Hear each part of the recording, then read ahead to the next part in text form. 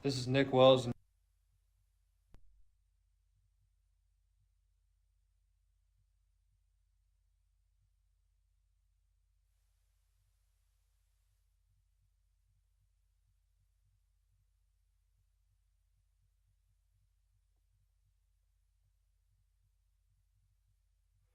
Testing audio 1 2 3. Testing audio 1 2 3.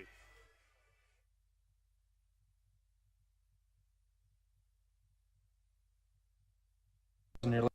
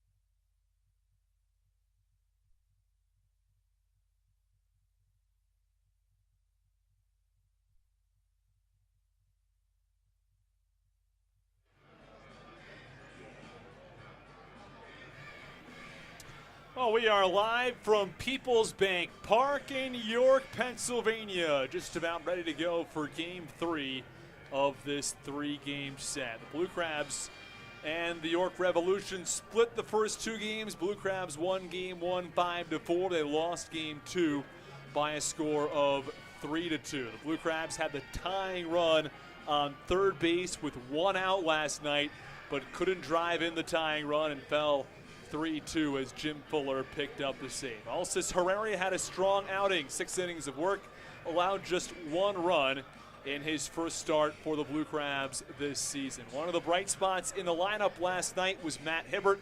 He went 3 for 4, and I had a chance to catch up with Matt Hibbert before today's ball game.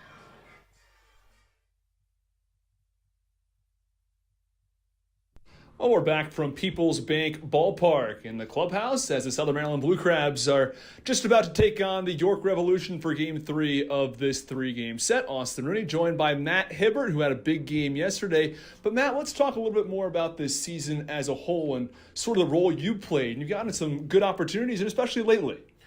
Yeah, I think we're just want to be ready as possible whenever. We have a deep roster, a lot of guys who can fill a lot of roles and step up to the plate whenever they're called upon. And I just kind of pride myself on being one of the guys who just stays ready every day because you never know what's going to happen. We need everyone on this roster right now. We got, only 11 guys available. We got guys getting healthy soon. So, just try and be ready as possible and then make it simple when you get in there. You just want to get a good pitch to hit and do your job. Well, you were certainly ready last night. 3 hits in a 3 for 4 ball game. Can you take me through a couple of those at-bats and what went so well for you at the plate?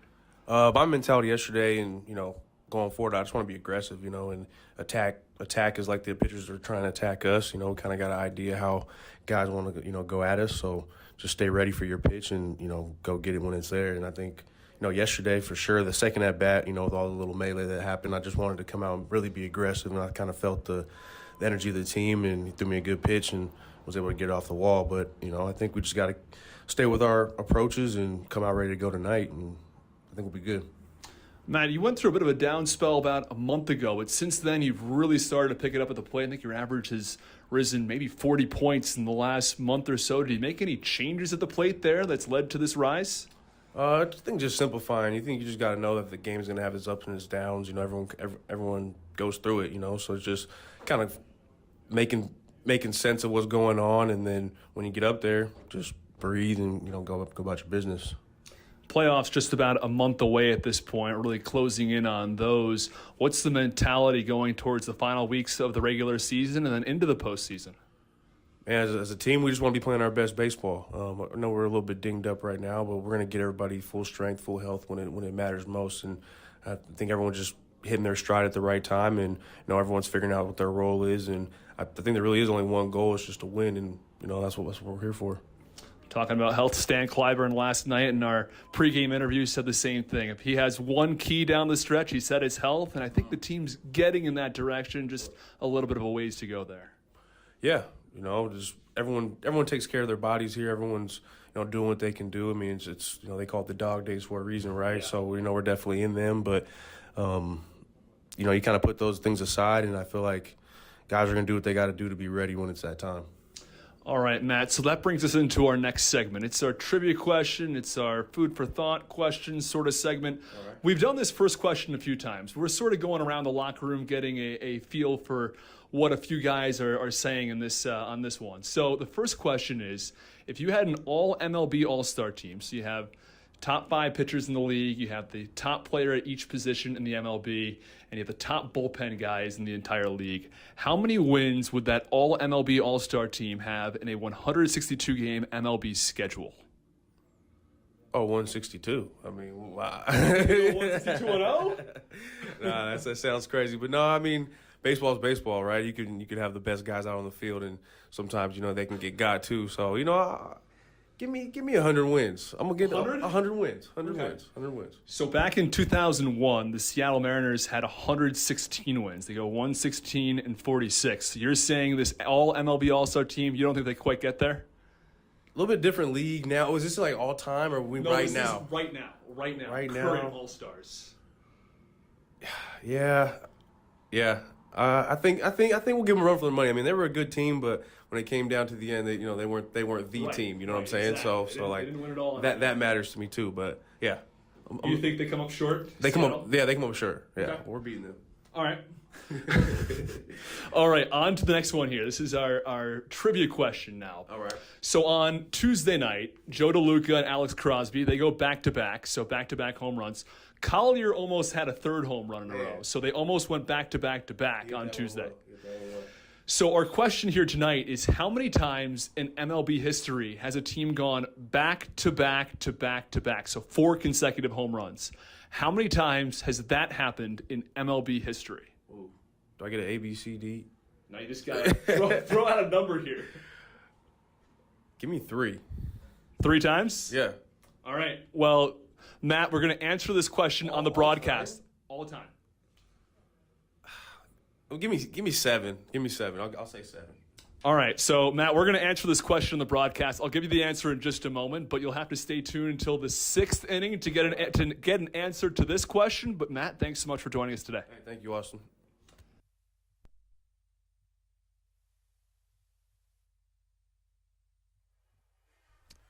Well, you got to hear a little bit from Matt Hibbert and his thoughts on and how an all-MLB All-Star team would do over the course of an 162-game season. Also got a little taste of the trivia question tonight. Again, that question will be, how many times in MLB history has a team hit 4 consecutive home runs, back-to-back-to-back-to-back? And we will officially post that in the YouTube chat in the 4th inning, but until then, have a little bit of time to think about that one.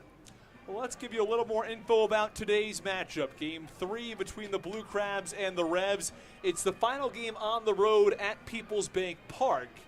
The difference, though, the Blue Crabs still have 3 more games to play against the Revs after tonight.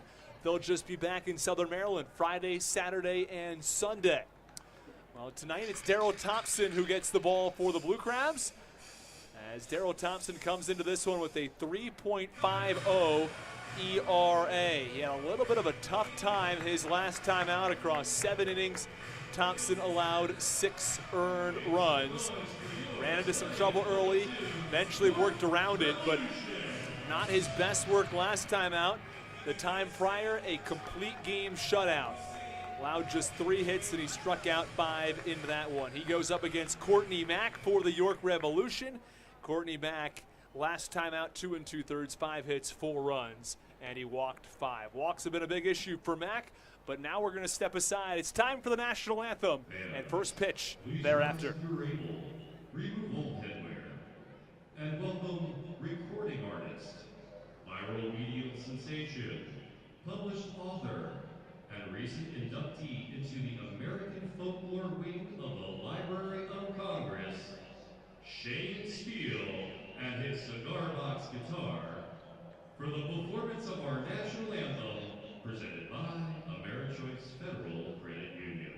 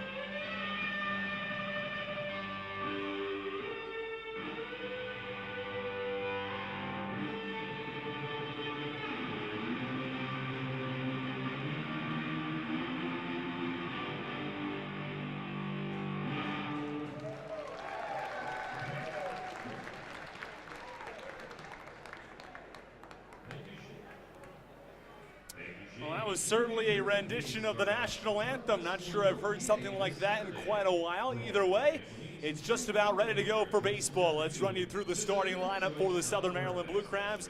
They're going to go up against Courtney Mack this evening, as Jack Sundberg is the leadoff hitter. He is in left field. Michael Baca bats second. He's the shortstop. Braxton Lee bats third for Southern Maryland. He's in right field. David Harris is the cleanup hitter. He's also the designated hitter tonight. And Alex Crosby is at third base. The sixth hitter is Zach Collier. He is the center fielder. And Joe DeLuca bats seventh. DeLuca is doing the catching tonight. Back at first base, it's Jared Walker. And the nine hitter, Ian Yetzko, will be at second base tonight. And now around the diamond defensively for the York Revolution. Melky Mesa in left. Connor Lean is in center. Troy Stokes Jr. is in right field. From third base to first base, Josue Herrera, Elmer Reyes, Jeffrey Perez, and Nelly Rodriguez. And John Nunez is doing the catching for Courtney Mack. On the year, Courtney Mack, 26 2/3 innings. He has walked 25 batters in that span. He's allowed 27 hits. The numbers are high. There's no doubt about that. His earned run average comes in at 6.41. But the walks are going to play a big role tonight. Can Mack keep those numbers down? If he can, he might be able to put together a pretty solid start tonight.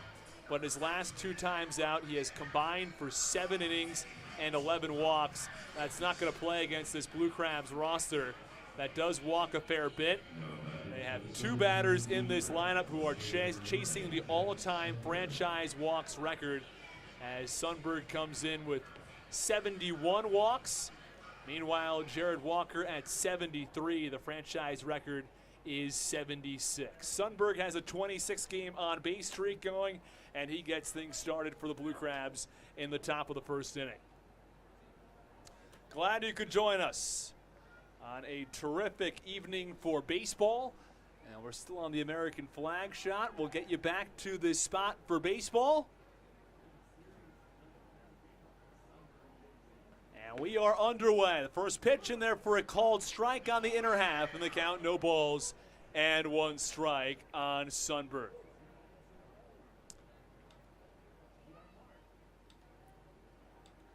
Here is the 0-1 pitch now from Mack. That's close, a little up and away, and the count 1 ball and 1 strike. Mack not going to overpower you with the fastball. First fastball of the game came in at 84.4 miles per hour. Thompson's velocity will probably be rather similar, maybe up a tick or two. And the 1-1 pitch, a called strike, and the count 1-2 on Sundberg. Sundberg's had good numbers during this 26-game on-base streak. I think a lot of times you see either an on-base streak or a hit streak, and you think the numbers are, 430, a batting average and on-base percentage over 500. Pitch, 1 hopper over to second base. Jeffrey Perez fields belt high. He fires to first, and there's 1 away. Not the case here for Sundberg. Sundberg's batting average is a tick below 300. And his on-base percentage near 400. It's Michael Baca who bats second tonight for the Blue Crabs. It's the first time batting second in the order this year. Baca has really been a staple at the bottom of the lineup. He's been hitting 8 or 9 with a infrequent stop in the 7-hole. But he bats second tonight. First pitch up and away, and the count 1 ball and no strikes. It's a move by Stan Clyburn to try to mix things up in this lineup, a lineup that hasn't gotten a lot of hits with runners in scoring position, just 2 for 19 yesterday, and a look to try to move things around with Wolanski out for the meantime. 1-0 pitch a little bit upstairs, and the count 2-0. Blue Crabs have been going back and forth between Yetzko and Shaw at that second base spot, and Shaw struggled last night, 0 for 4, 3 strikeouts. He was in the 2 spot. Out of the lineup tonight. It's Yetzko in the 9 spot tonight. 2-0 pitch popped up. Shallow center field.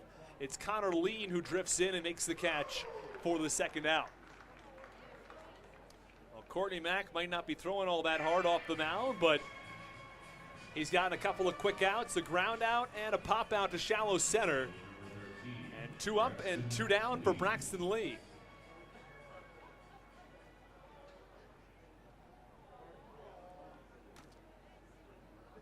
David Harris also back in the lineup tonight.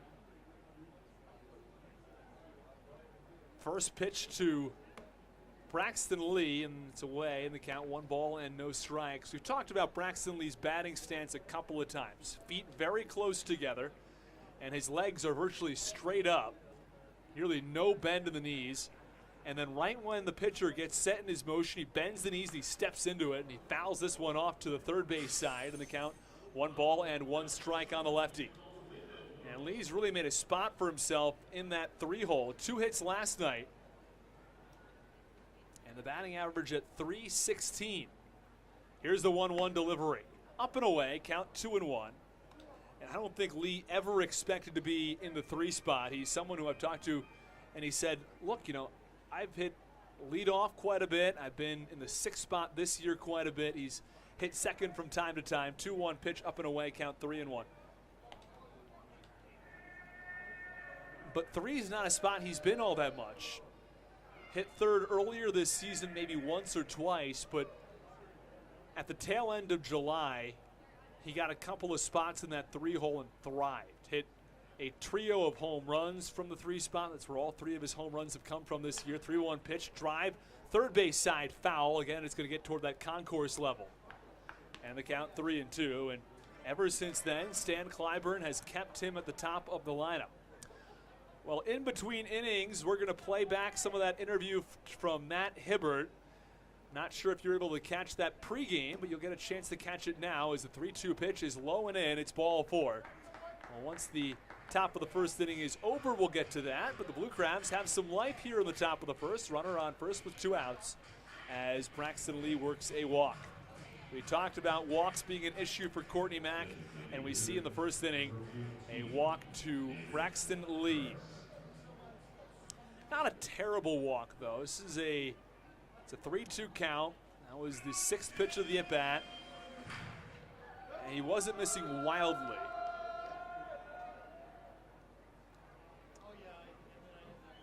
Well, here comes David Harris.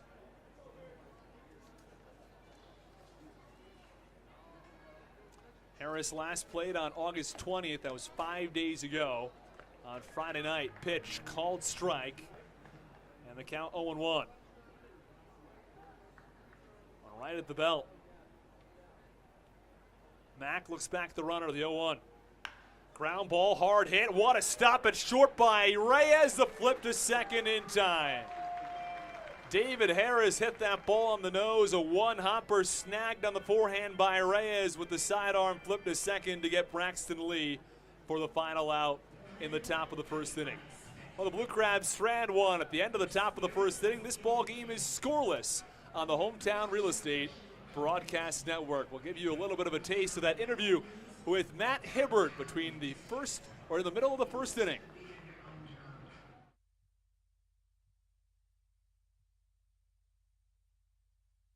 Well, we're back from People's Bank Ballpark in the clubhouse as the Southern Maryland Blue Crabs are just about to take on the York Revolution for Game 3 of this three-game set. Austin Rooney joined by Matt Hibbert, who had a big game yesterday. But Matt, let's talk a little bit more about this season as a whole and sort of the role you played. And you've gotten some good opportunities, and especially lately. Yeah, I think we're just want to be ready as possible whenever. We have a deep roster, a lot of guys who can fill a lot of roles and step up to the plate whenever they're called upon. And I just kind of pride myself on being one of the guys who just stays ready every day because you never know what's going to happen. We need everyone on this roster right now. We got, only 11 guys available. We got guys getting healthy soon. So, just try and be ready as possible and then make it simple when you get in there. You just want to get a good pitch to hit and do your job. Well, you were certainly ready last night. 3 hits in a 3-for-4 ball game. Can you take me through a couple of those at-bats and what went so well for you at the plate? My mentality yesterday and, going forward, I just want to be aggressive, and attack is like the pitchers are trying to attack us. We kind of got an idea how guys want to, go at us. So just stay ready for your pitch and, go get it when it's there. And I think, yesterday for sure, the second at-bat, with all the little melee that happened, I just wanted to come out and really be aggressive. And I kind of felt the energy of the team, and he threw me a good pitch and was able to get it off the wall. But, I think we just got to stay with our approaches and come out ready to go tonight, and I think we'll be good. Matt, you went through a bit of a down spell about a month ago, but since then you've really started to pick it up at the plate. I think your average has risen maybe 40 points in the last month or so. Did you make any changes at the plate there that's led to this rise? I think just simplifying. You think you just got to know that the game is going to have its ups and its downs. Everyone goes through it, so it's just kind of making sense of what's going on, and then when you get up there, just breathe and go about your business. Playoffs just about a month away at this point, really closing in on those.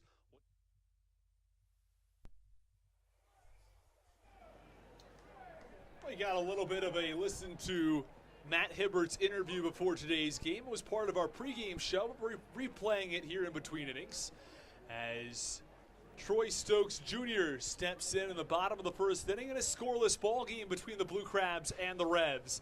And the first pitch inbound from Daryl Thompson for a called strike on the outer half. Let's run you around the Blue Crabs defensive alignment and then give you a look at the York Revolution starting lineup. Jack Sundberg in left, Zach Collier in center, Braxton Lee is in right field. 0-1 pitch. Called strike as well, that one on the outer half. And the count 0-2 now.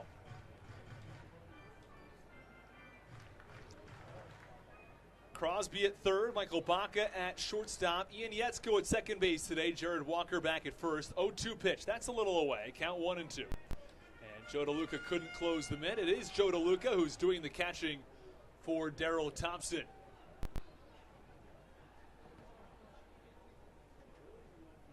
And now a look at the lineup for the York Revolution after the 1-2 offering from Daryl Thompson.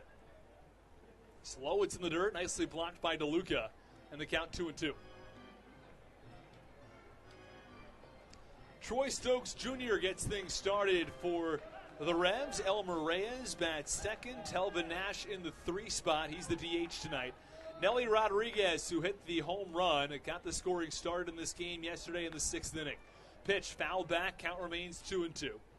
Melky Mesa, who homered back in game 1. He's in the 5 spot, batting 6th. It's Jeffrey Perez. And Josue Herrera, he's in the 7 spot. John Nunez, the catcher. Connor Lean is batting 9th. He's in center field.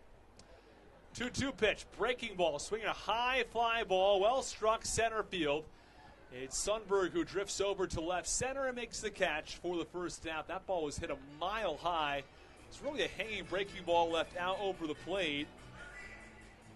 But Troy Stokes Jr. was so off balance he couldn't really do everything with it. I think if he'd been able to stay back, he probably could have hit that ball out of the ballpark. You don't see a lot of breaking balls early from Thompson. Those breaking balls certainly come a little bit later in the ball game. Either way, one away in the bottom of the first inning. Still no score. First pitch called strike, and the count 0-1. If there's one thing that Thompson does extremely consistently, it's pound the strike zone. 0-1. Breaking ball. A little bit in maybe, and the count 1 ball and 1 strike.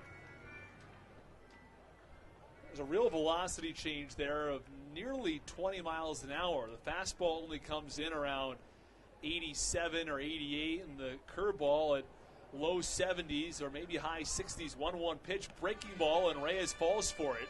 It was low and out of the zone, and the count 1-2. The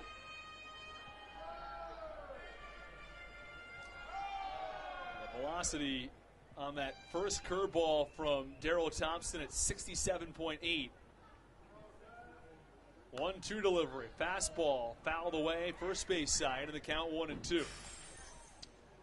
Let's give you the velocity of the pitches in this at bat. 85 on the fastball, 66.8 on the curveball, 68 on the second curveball. Last fastball at 87. So when you have that 20-mile-an-hour change, it really sets the batter off, and it'll freeze you if you guess wrong on the pitch. 1-2, that's low in the dirt, count 2-2. Completely throw you off your game. But a deep at bat here in back-to-back at bats. 6 pitches to Stokes, and this will be the 6th pitch to Elmer Reyes. Swinging a line drive, left center field on the run. It's Sundberg who tracks it down for the second out. Well, Sundberg's been busy here against the first 2 batters for the Revs. A high fly out from Troy Stokes Jr., a lower line drive fly out from Elmer Reyes. And there's nobody on with 2 outs as Telvin Nash comes to the plate. Nash a .270 hitter. 9 home runs and 21 RBIs.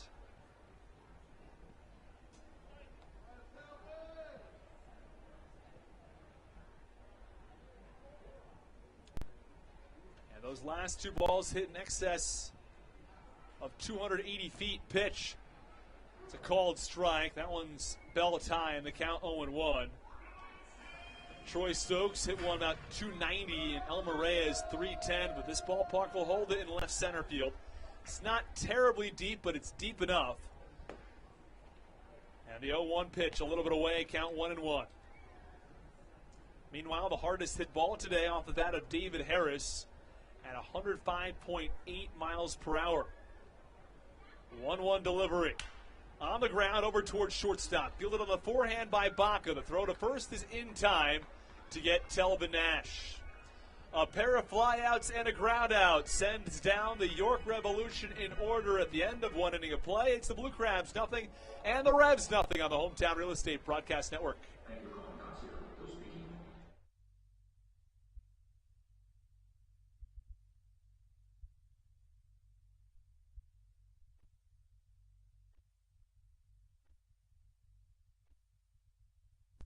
Playoffs just about a month away at this point, really closing in on those. What's the mentality going towards the final weeks of the regular season and then into the postseason? Yeah, as a team, we just want to be playing our best baseball. I know we're a little bit dinged up right now, but we're going to get everybody full strength, full health when it matters most. And I think everyone's just hitting their stride at the right time, and everyone's figuring out what their role is. And I think there really is only one goal: it's just to win, and that's what we're here for. Talking about health, Stan Clyburn last night in our pregame interview said the same thing. If he has one key down the stretch, he said it's health, and I think the team's getting in that direction. Just a little bit of a ways to go there. Yeah, just everyone takes care of their bodies here. Everyone's doing what they can do. I mean, it's they call it the dog days for a reason, right? Yeah. So we're definitely in them, but you kind of put those things aside, and I feel like guys are going to do what they got to do to be ready when it's that time. All right, Matt. So that brings us into our next segment. It's our trivia question. It's our food for thought question sort of segment. Right. We've done this first question a few times. We're sort of going around the locker room getting a feel for what a few guys are saying in this on this one. So the first question is, if you had an all MLB All-Star team, so you have top 5 pitchers in the league, you have the top player at each position in the MLB, and you have the top bullpen guys in the entire league, how many wins would that all MLB All-Star team have in a 162-game MLB schedule? Oh, 162. I mean, wow. 162-0? Nah, that sounds crazy. But no, I mean, baseball's baseball, right? You can have the best guys out on the field, and sometimes, they can get got too. So, give me 100 wins. I'm going to get 100 wins. 100 wins. So back in 2001, we got to listen to a little more of that interview with Matt Hibbert. The first pitch is away now for ball 1 on Alex Crosby. And the 1-0 delivery from Mack is also away in the count, 2 balls and no strikes. Top of the second inning. This ball game is scoreless from Peoples Bank Park in York, Pennsylvania. 2-0. Fouled off, third base side. Count 2 balls and 1 strike. Crosby will be followed by Collier and DeLuca, 5, 6, and 7. It's a real luxury for the Blue Crabs to have 3 really strong hitters like them in that 5, 6, and 7 spot. 2-1 pitch. High chopper over to first. It's Nelly Rodriguez who backpedals and tosses to Courtney Mack for the first out. 1 away in the top of the second inning. And Zach Collier will come to the plate.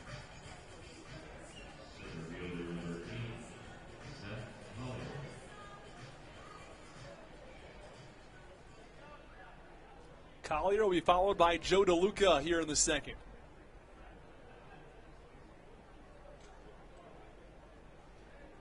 Collier taps home plate twice. Mack, the first pitch. Hard fastball in there for a called strike. Bell tie and the count 0-1.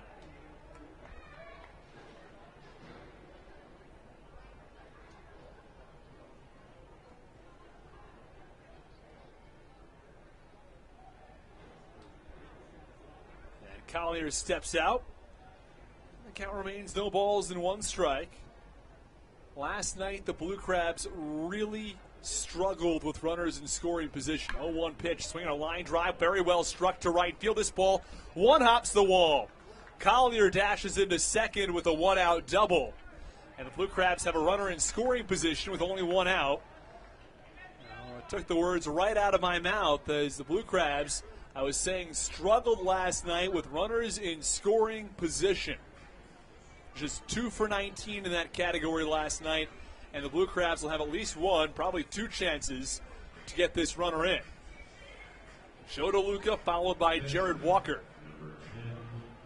I'm sure the Blue Crabs hope it's just 1, and DeLuca could pick up a base hit here. But 2 for 19 is just not going to cut it. The pitching staff was good last night. Alcides Herrera went 6 innings of work, allowed just 1 run. It was a home run ball. Blue Crabs also compiled 11 hits in that ball game, but just 2 with runners in scoring position. And now tossing over to second base to chase Collier back to the bag. They were 2 for 19. Only 1 of those was an RBI. As it was Zach Collier who had a double last night. He's got a double here today, but his double in the 9th inning drove in a run. Aside from that, it was a ground out from Jack Sundberg that scored the other run. The Blue Crabs only scored twice last night. And the pitch. That's low and away. And the count 1 ball and no strikes on DeLuca, who's able to hit from the left side again against right-handed pitching. And Joe DeLuca was hitting from the right side against right-handed pitching for a little while he was still recovering from that oblique strain. And his second at-bat back from the left side, he went deep with a 2-run home run to right center. That was back on Tuesday. 1-0 pitch. That's low and away. Count 2 balls and no strikes on DeLuca. Still no score here in York, Pennsylvania. Top of the second inning. Blue Crabs have this game's only hit. They have 2 base runners. It was a double from Zach Collier earlier here in the second inning, and he still stands on second. And a walk back in the first. Here's the 2-0 from Mack. That's upstairs, count 3-0. Well, Courtney Mack has struggled with control. It's been well documented. Across 27 and 2/3 innings, he has 26 walks. It's far too many.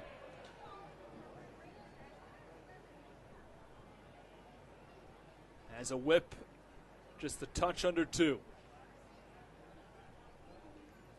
Here is the 3-0 pitch. That's right down the middle for a called strike, and the count now goes to 3-1.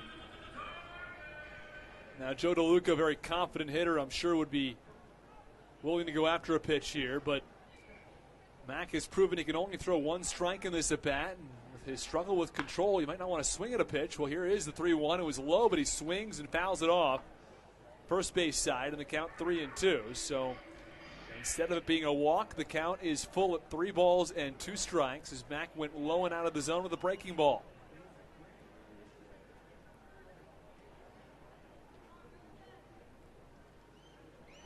Here comes the 6th pitch of the at-bat for Mack. It'll be pitch number 27 of the evening. Here's the 3-2. Outside, ball 4. DeLuca thought about it, but he opted not to swing. And there are runners on first and second now with 1 out in the top of the second inning.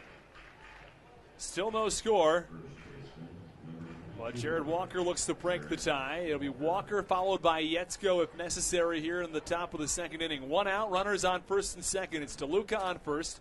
It's Collier on second base.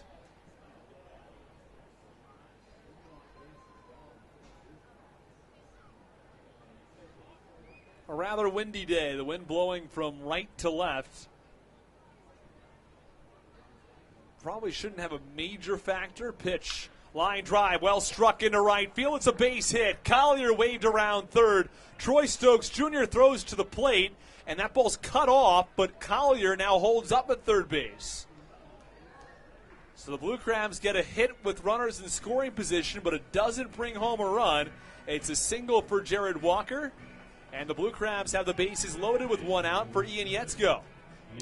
So Zach Collier from second to third, DeLuca from first to second, and the single from Jared Walker. Ian Yetzko comes to the plate. When I talked with Stan Clyburn about some of the lineup changes, one of the major ones was instead of having Yetzko and Shaw in that 2 spot, it's Michael Baca. Pitch, swinging a high pop-up. Left field, not terribly deep, but it should be deep enough. Melky Mesa makes the catch. Throw to the plate is in time. Oh, how about that throw from Melky Mesa? Collier can't believe it. It's a double play ball as Ian Yetzko flies out down the line in left, and Zach Collier caught coming home from third on an attempt trying to sacrifice fly. It's still scoreless at the end of an inning and a half. It was a bang-bang play at the plate, but Doug McFarling calls Zach Collier out, and that ends the top of the second inning. When we go to the bottom of the second inning, it's the Blue Crabs nothing, it's the Revs nothing on the Hometown Real Estate Broadcast Network.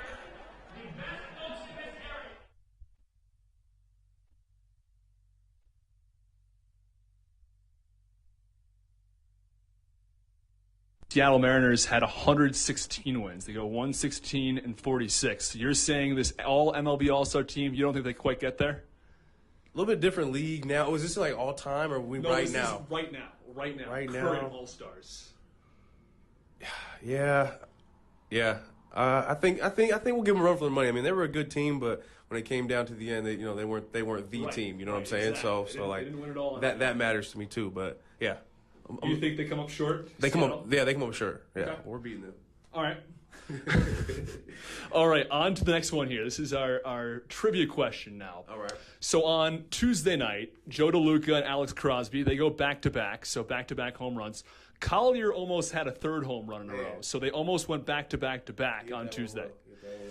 So our question here tonight is, how many times in MLB history has a team gone back-to-back-to-back-to-back, so 4 consecutive home runs?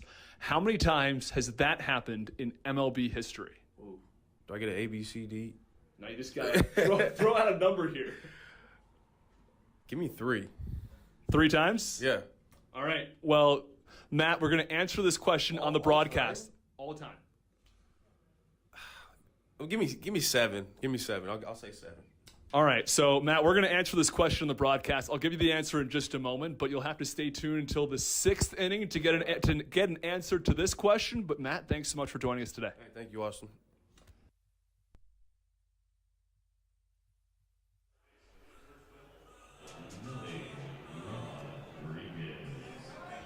Well, we go to the bottom of the 2nd inning. You got to listen to the conclusion of that interview there with Matt Hibbert. We're going to post that trivia question in the top of the 4th inning if you didn't quite catch it during the pregame show or when it was re-aired there in between innings.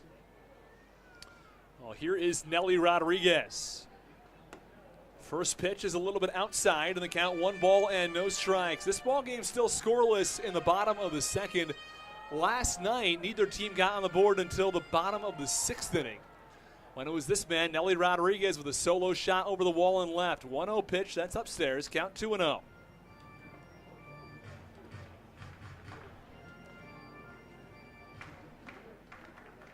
"15 pitches for Thompson in the first. 2-0 offering now to Rodriguez. That's a called strike as it just barely clips the outside corner, count 2-1.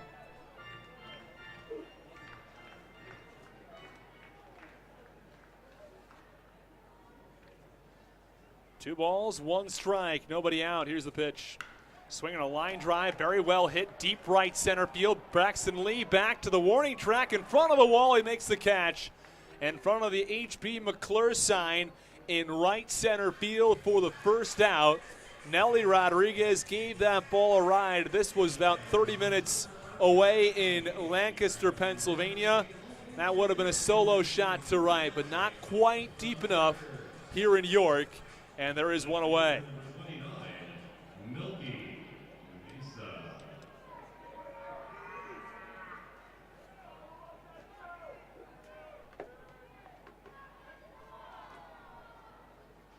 Melky Mesa to the plate. First pitch called strike. That one's to the belt.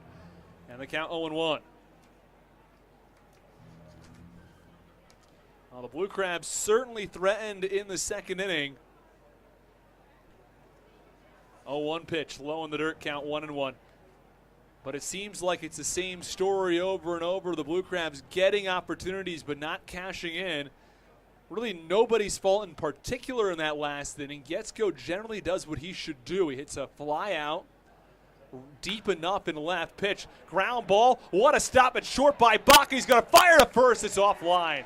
Oh, would have been the play of the year. If he could have gotten the out at first base, probably would have been on par with the incredible catch in left field by Zach Collier over the weekend. But not quite in time to get Melky Mesa. That is the first hit of the day for the York Revolution. An infield single, and Jeffrey Perez comes to the plate.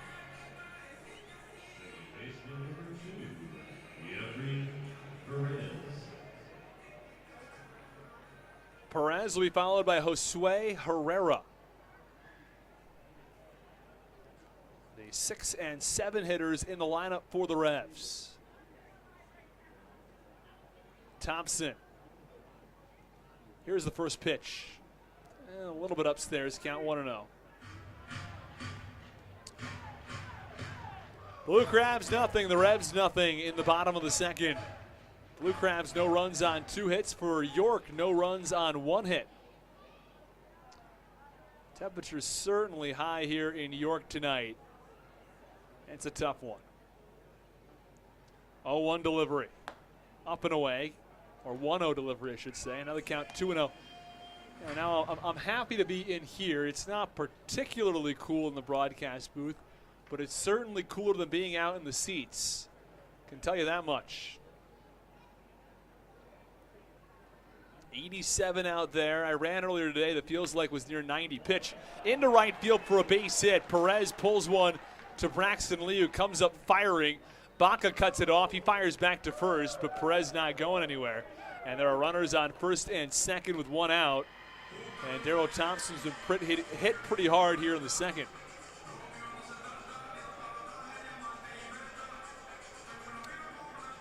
And Herrera comes to the plate. The lefty restraps the batting gloves and digs in.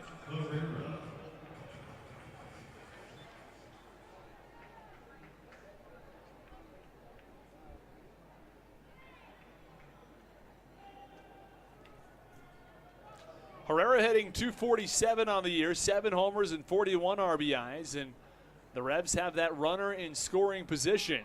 First pitch, breaking ball, chopped to first, foul. And after Thompson gets hit pretty hard with the fastball, he opts to change it around with the breaking ball. He threw three consecutive fastballs to both Mesa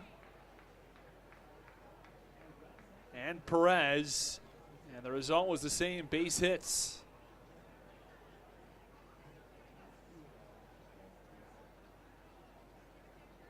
Oh, 1 pitch. Curveball in there for a called strike, count 0-2. Back-to-back curveballs now to Josue Herrera with runners on first and second and one out.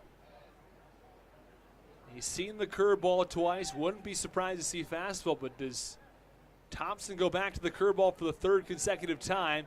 Pitch low and in. And the count, 1 ball and 2 strikes.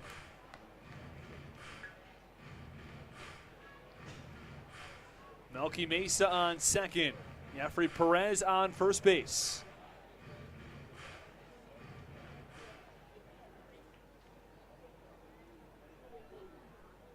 John Nunez will follow.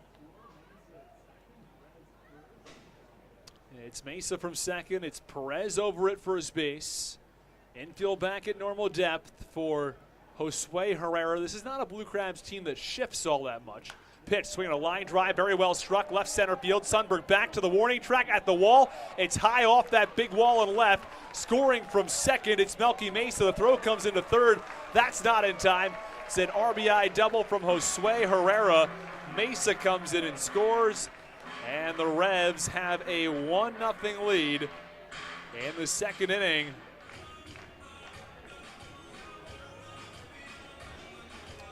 An RBI double from Josue Herrera, and the Revs on the board first for the third consecutive game.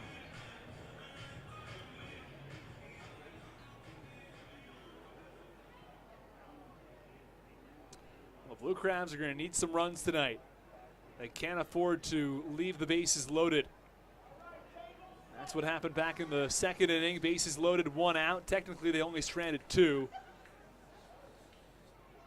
That's because Zach Collier was thrown out of the plate. Pitch, swing and a miss from John Nunez, but the Blue Crabs at major risk here of surrendering the second run, and they don't think it's worthwhile to bring the infield in. Well, given that this Blue Crabs team has been starved for runs, both in Game 2 of this series yesterday and on the game on Sunday, and it totaled 2 runs in those 2 games. A little surprised to see their willingness to allow a run to cross on a ground ball. 0-1 pitch, breaking ball in there for a called strike. Count 0-2. It's York 1, it's Southern Maryland nothing. In the bottom of the second inning, I should say. Nunez at the plate, Connor Lean on deck.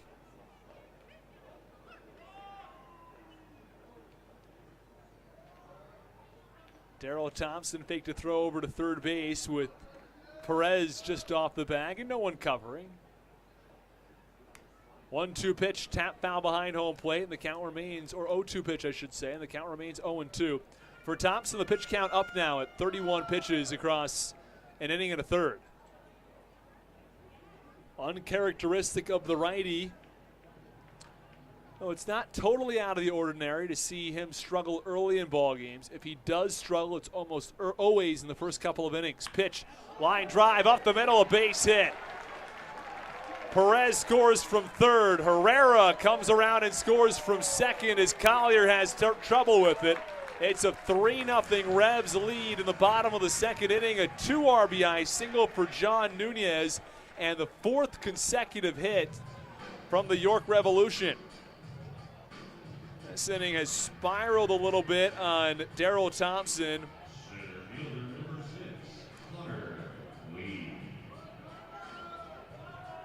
A little bit reminiscent of the last time out from Darryl Thompson, where he went 7 innings allowing 6 runs. A 2 RBI single from John Nunez has put the Revs on top by 3. First pitch now to Connor Lean. A swing and a miss in the count 0-1. Lean hitting 264, lightning speed though.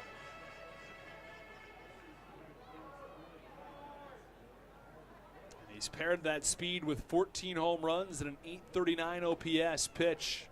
That's low, count 1-1. 1 ball, 1 strike, 1 out. It's the Revs who have a 3-0 lead over the Blue Crabs. The 2 RBI single from John Nunez has put York in the driver's seat. 1-1 pitch away in the count 2-1. Well, it's tough for Southern Maryland when their ace starter is having some issue. And this team has lost 5 of their last 7 games. Lost the last 2 in Gastonia. Lost 2 out of 3 at home against Kentucky. 2-1 pitch, swing and a miss at a pitch low and out of the zone. Count 2-2. And then splitting the first 2 against York. This is a game with Darryl Thompson on the mound. You're never going to say it's a must-win game when this team's already clinched the playoffs. But as far as staying in contention for that North Division, it goes a long ways to win a game like this. Pitch, swinging a high fly ball to left center field. Not all that deep. Sundberg drifts over to left center. He makes the catch, and there are 2 away. Staying over at first base, it's John Nunez as the Revs go back to the top of the lineup with Troy Stokes Jr. coming to the plate. He's the 7th batter of the inning to come to the plate. Inning and 2/3 so far for Thompson. No strikeouts. He's allowed 3 runs. He's a guy that you could see recover from this and, put down 15 consecutive batters and go 8 innings allowing 3 runs. Pitch, swinging a line drive to deep left field. That ball over the wall and left. It's a 2-run shot off the ball at the bat of Troy Stokes Jr. and a 5-0 start for the Revs and a 5-run second. And now the Blue Crabs are behind the 8 ball here in the bottom of the second inning as Troy Stokes Jr. goes deep. Watch out for the cannon. This is about to be very loud as he crosses home plate. It's a 5-0 lead for the Revs in the bottom of the second inning, taking advantage of everything Darryl Thompson has given them as Troy Stokes Jr. goes deep to left, and it's a 5-0 lead for the Revs as this game has gotten a little bit out of hand here in the second.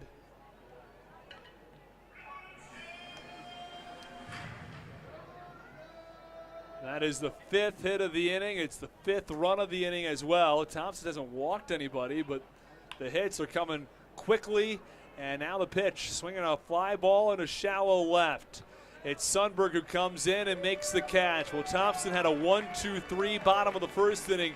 Not so in the bottom of the second. The Revs put up 5 runs and lead this one 5-0. You're listening to Blue Crabs Baseball on the Hometown Real Estate Broadcast Network.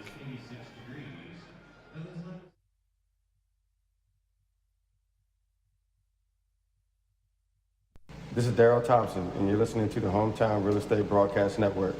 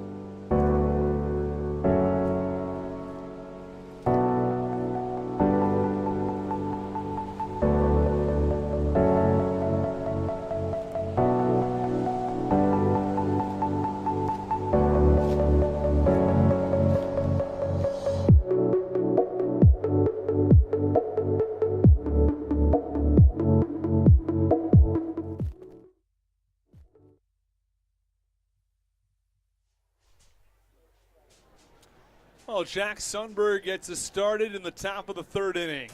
First pitch to the lefty is low, and the count 1 ball and no strikes. 5-0. That's the lead for the York Revolution in the top of the third inning. Spiraled out of control as the 0-1 delivery is a high chopper over to second base.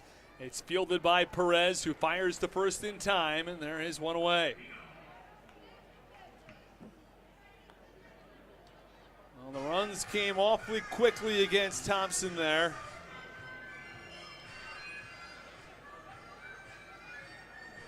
In the second inning, it started with a single from Melky Mesa, a single from Jeffrey Perez that put two on with 1 out. An RBI double from Josue Herrera put runners on second and third with 1 out. And at that time, I think the conclusion was, all right, you get an out here. Even if you trade a run with an out, it's only 2-0.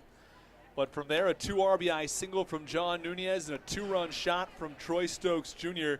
And this ball game has really gotten out of hand as the 0-1, the first pitch is in there for a called strike. And Michael Baca in the count 0-1.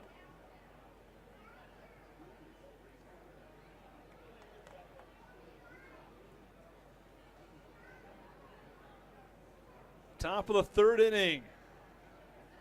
It is hot, it is humid, it is York, Pennsylvania. And the 1-1 pitch on the ground, this one toward the middle, and it's a seeing eye single up the middle past the reach of Elmer Reyes for a base hit. Michael Baca had a very similar hit last night. That came in the 8th inning. Or I beg your pardon, that one actually came in the 9th inning, put runners on first and second. Baca was stranded at third base last night in the 3-2 loss. Well, he picks up a single.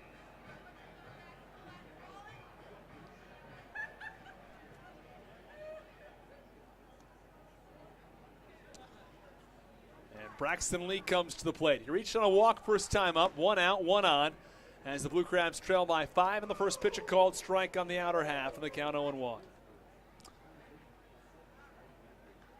Lee will be followed by Harris. The Blue Crabs, they don't need to get 5 runs back all in one fell swoop, but they need to get some runs going pretty quickly as the 0-1 pitch is a called strike. Meanwhile, Baca takes off for second base, and he draws the attention of absolutely nobody as the catcher John Nunez didn't even think about throwing down to second base. Well, the count 0-2 now on Lee with Baca on second base. It's a good stolen base for Michael Baca. He recognizes the opportunity, and the Blue Crabs really just need to chip away. This is not an all-at-once 5-0 deficit. They're not in the 8th inning. They're in the 3rd inning. Sometimes you need to play some smaller ball to give your team a chance. That's what Baca did there. 0-2 pitch. Called strike 3. Doug McFarling rings up Braxton Lee, who goes down looking at a pitch on the outside corner, and there are 2 away. Well, that brings up David Harris. Harris 0 for 1 tonight.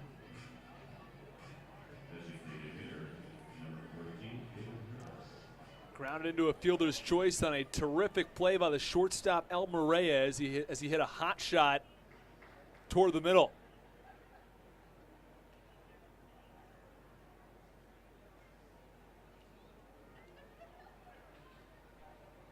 And the first pitch, swinging a pop-up foul behind home plate, count 0-1. Well, funny enough, the 3 hardest hit balls today all come from Blue Crabs. 106 miles per hour on a single from Jared Walker, 105.8 on the ground out or force out from David Harris back in the 1st inning, and 105.3 on the double that came back in the 2nd from Zach Collier. Pitch, breaking ball, called strike. Count 0-2 now on David Harris. Blue Crabs down by 5. A runner in scoring position with 2 outs.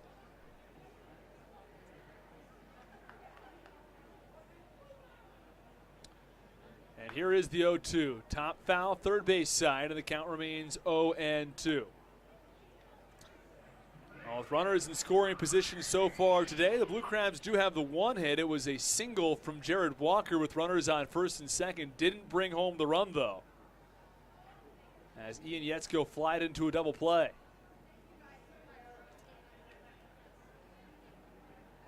So after the double play, the single and the out moments ago from Lee, the team 1 for 3 with runners in scoring position as the 0-2 pitch is fouled off first base side. Count 0-2 it remains.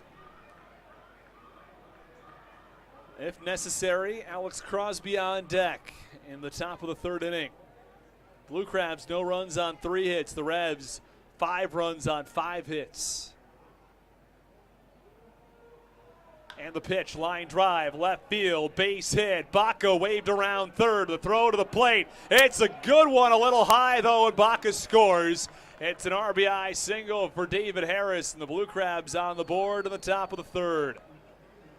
That's what hitting with runners in scoring position will do. Single from Michael Baca and an RBI single from David Harris. It's a 5-1 ball game as Alex Crosby will come to the plate here in the top of the third.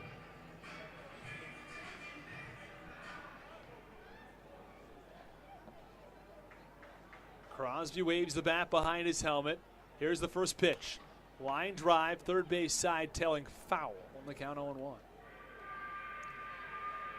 A 5-1 ball game as an RBI single from David Harris has gotten the Blue Crabs on the board tonight. Harris was questionable coming into today's ball game, but he gets the start. And a couple of hard hit balls have given the Blue Crabs a run. Pitch, one hopper, a strange spin on it. Either way, it's gathered by the second baseman Perez shoulder high, and he fires to first for the final out. Well, the Blue Crabs strand one, but they score one at the end of 2.5. It's the Revs 5. It's the Blue Crabs 1 on the Hometown Real Estate Broadcast Network.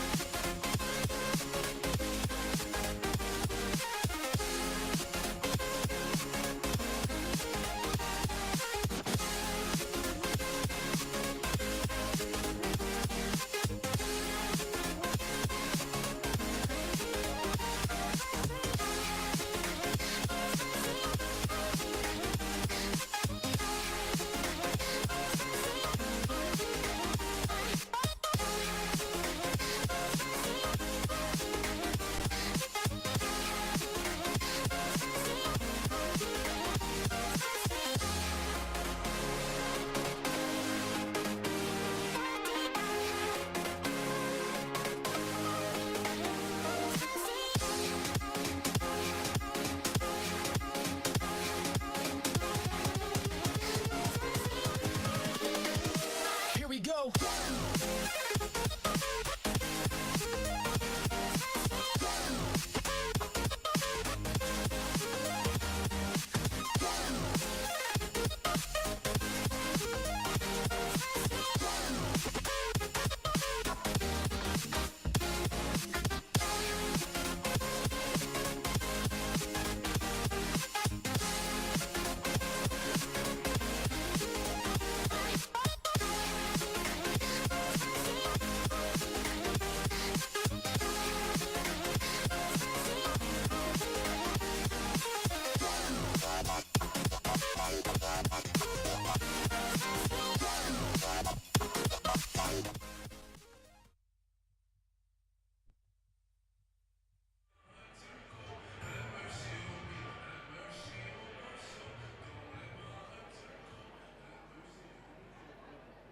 Well, Telvin Nash gets things started in the bottom of the third inning against Darryl Thompson. The York Revolution have a 5-1 lead. First pitch called strike, and the count 0-1.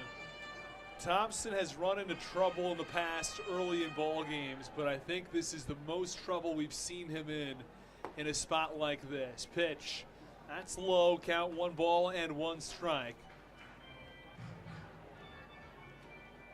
Across 2 innings, he's allowed 5 runs on 5 hits, including a home run ball and the 0-1 pitch, the 1-1 pitch, I should say, and there for a strike. Count 1 and 2.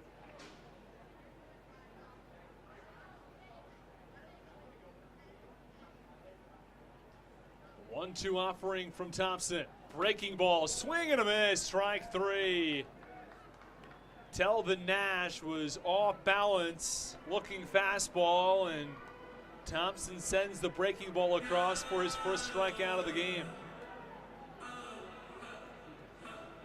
Nelly Rodriguez spins the bat around his fingers and gets set to step in. Nelly Rodriguez got the second inning started with a fly out to right. I thought the ball might leave the ballpark. It did not.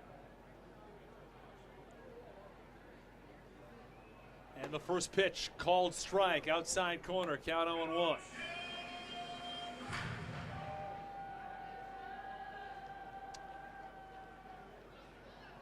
Darrell Thompson allows 5 runs in the second inning and puts the Blue Crabs behind the 8 ball here. He's been the most consistent pitcher on this Blue Crabs pitching staff all year.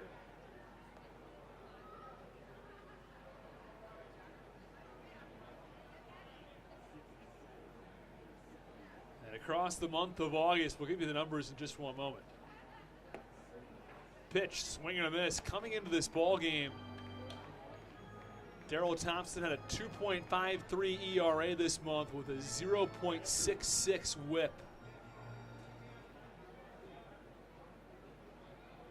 Again, he pitched at Staten Island, complete game shutout, no walks. 1-2 pitch, called strike 3. Nelly Rodriguez goes down looking, back-to-back strikeouts from Darrell Thompson. And this is what Thompson can do. He can all of a sudden just turn it on. And that's what he does against Telvin Nash and Nelly Rodriguez. And back-to-back strikeouts. Nash goes down swinging. Rodriguez goes down looking. And there are 2 away in the bottom of the 3rd inning. This is what the Blue Crabs need. They need to get scoreless innings and find a way to get some rallying going on the offensive side of the ball. The pitch, that one's foul back. Count 0-1. It's still plenty early enough for the Blue Crabs to get some rallies going here. They've got a real shot, but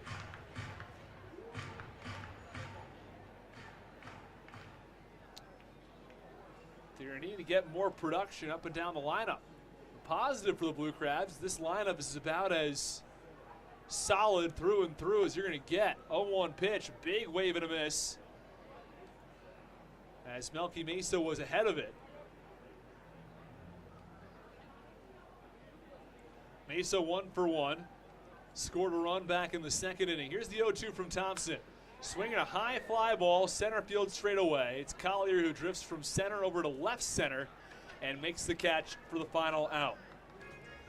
A 1-2-3 inning from Darrell Thompson. He strikes out a pair, but the Blue Crabs still trail by 4 at the end of 3 on the Hometown Real Estate Broadcast Network.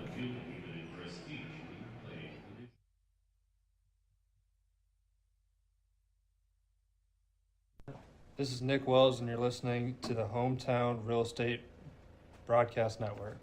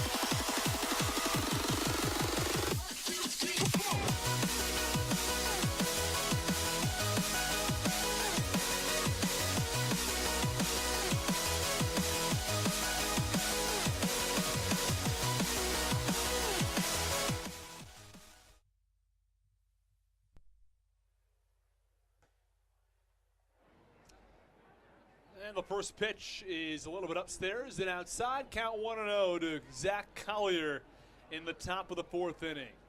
5-1 York as the Blue Crabs send 6, 7, and 8 to the plate in the inning. First, the 1-0 is away in the count 2-0.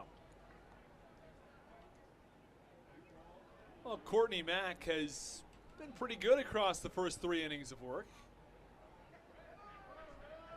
He's thrown 46 pitches. 4 hits, 1 run, 2 walks. Pitch, ground ball. This one backhanded, and the second baseman, Jeffrey Perez, couldn't come up with it. And Collier reaches to get the leadoff man on in the top of the fourth inning. We'll have to see if this goes down as a hit or an error. And right now it looks as though it's going to be a hit. It is a hit. And there's a runner on first base for the Southern Maryland Blue Crabs. And here comes Joe DeLuca. DeLuca walked his first time up. The bases were loaded last time 6, 7, and 8 came to the plate. It was a double from Walker, a walk from DeLuca, and a single from Walker. Double from Collier, walk to DeLuca, and a single to Walker. Pitch, ground ball. This one over to third. Could be 2. The throw goes into right field, and Collier advances to third. They're going to send Collier to the plate. The throw to the plate's not in time. A fielder's choice scores Collier all the way from first base. He runs well. The throw came to second. It was over the second baseman Perez's head. Collier sprinted to third. Troy Stokes Jr. appeared to be in no rush to go after the ball, and Collier scores all the way from first base. It's going to go down as an error. I'd have to imagine against the shortstop Elmer Reyes, who airmailed the throw. First baseman number 24, Jared Walker. And the Blue Crabs are now back within 3. Not an RBI for Joe DeLuca, but the Blue Crabs score a run. It's now 5-2. Runs in back-to-back innings for the Blue Crabs. The runner on first base and nobody out. The pitch, that's up and away. Count 1-0.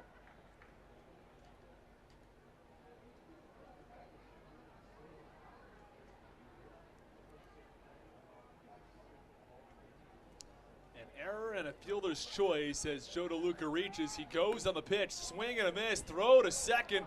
Oh, it's high and wild, but the shortstop Elmer Reyes reaches up to prevent that ball from going into center field. It's a stolen base for Joe DeLuca.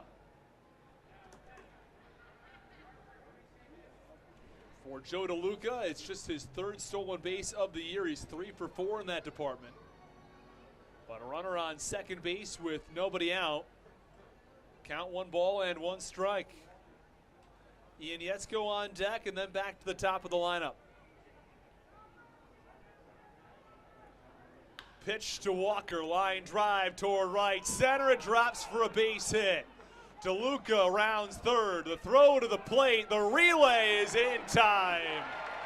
DeLuca thrown out, trying to score from second. The Blue Crabs trying to push the envelope here in the 4th. DeLuca reached on an error and a fielder's choice, and he is thrown out going to the plate from second base. And that is the first down. With a line drive to the gap in right center like that, it feels like you sort of got to send him, and that's what Ray Ortega did. DeLuca got a late break to things, and he's thrown out of the plate.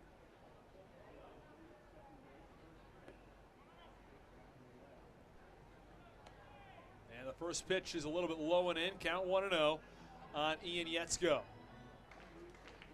Yetzko 0 for 1 tonight. He flied out to left field, and what ended up being a double play. Bases were loaded with 1 out when he came to the plate. 1-0 delivery, swinging a high fly ball, rather deep to left field. This one back to the warning track at the wall. That ball is gone. Solo home run on top of the arch nemesis wall and left. And Ian Yetzko goes deep, and the Blue Crabs are back within 1. Yetzko goes big fly, and the Blue Crabs have cut the deficit to 5-4 as Yetzko drives in Walker. And all of a sudden, this is a one-run game. The Blue Crabs put up 2 runs in the top of the 4th inning. And that brings up Jack Sundberg.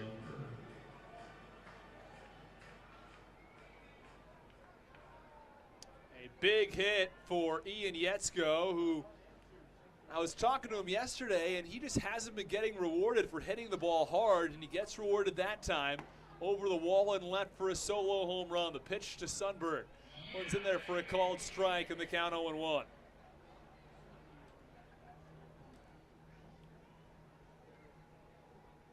Oh, 1 delivery. A little low and away. Count 1-1. Yetzko a couple of times in the last week or so hit the ball really hard at some fielders and just wasn't getting the benefit of the doubt. Well, here in the top of the 4th inning with a runner on first. The 2-run shot over the wall and left. And the pitch to Sundberg off balance. And he swings and misses in the count 1-2. That pitch was in the zone probably, but Sundberg seemed like he was uncertain what to do with the pitch. 1-2 delivery now. Swinging a topper, foul behind home plate. And the count remains a ball and 2 strikes. Top of the 4th inning, the Blue Crabs now back within 1 as Southern Maryland has struck 3 times in the inning. A single from Zach Collier. He comes in and scores on an error and a fielder's choice from DeLuca as the 1-2 pitch is fouled back. Count remains 1-2. And later in the inning with the runner on first base, 2-run home run from Ian Yetzko.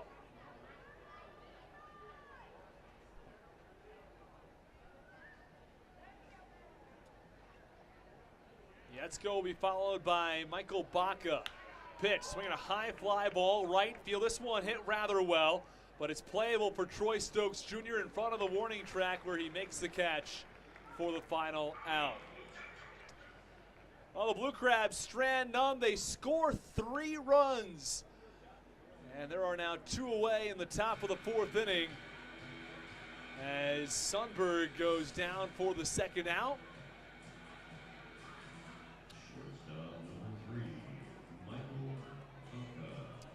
The Blue Crabs lone out has been Joe DeLuca getting thrown out of the plate. Sundberg now flying out to right for the second out. We still got some more baseball to play here in the top of the 4th. And the pitch, that's in there for a called strike on Baca. Now is doing what some of those fielders do when they think they're 3 outs and you start to run in and no one else is running in, and then you realize I'm the one who's lost count of the outs here. And the 0-1 pitch is away, count 1-1.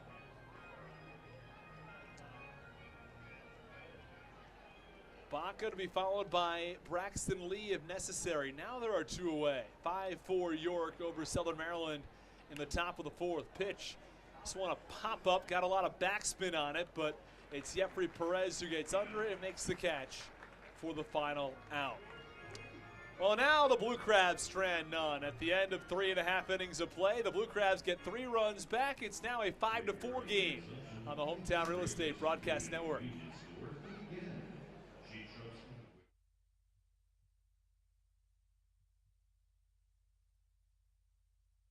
This is Ian Yetzko, and you're listening to the Hometown Real Estate Broadcast Network.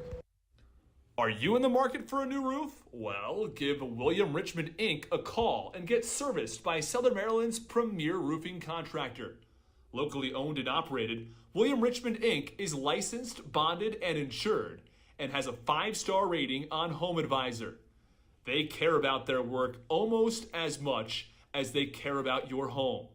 Call 443-432-3426 today for a free estimate, or go to williamrichmondinc.com. Don't forget to mention the Blue Crabs and save 10% on any service.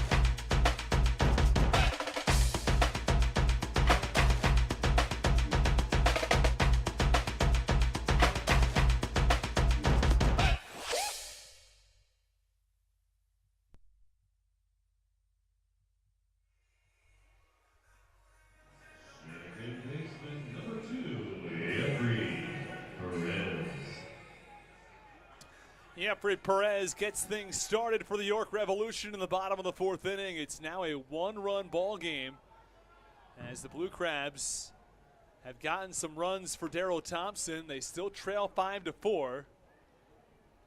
And the first pitch, a called strike on Jeffrey Perez. 0-1 delivery. Big wave and a miss, and the count 0-2 now. Well, starting off with a single from Zach Collier. He came around to score on an error fielder's choice from Joe DeLuca. Pitch, line drive, foul, third base side. Jared Walker with the single, and then a 2-run shot from Ian Yetzko. DeLuca was thrown out at the plate on the play prior. And of course, you can always do revisionist history, but if DeLuca's at third base, this is probably a tie game. 0-2 pitch, up and away. And the count remains no balls and 2 strikes. With that said, maybe Yetzko's approach is a little bit different with runners on the corners and no outs as opposed to a runner on first and 1 out. And now the delivery to Perez. Line drive, left center field, a base hit. It drops over the head of Baca and into shallow left center for a single.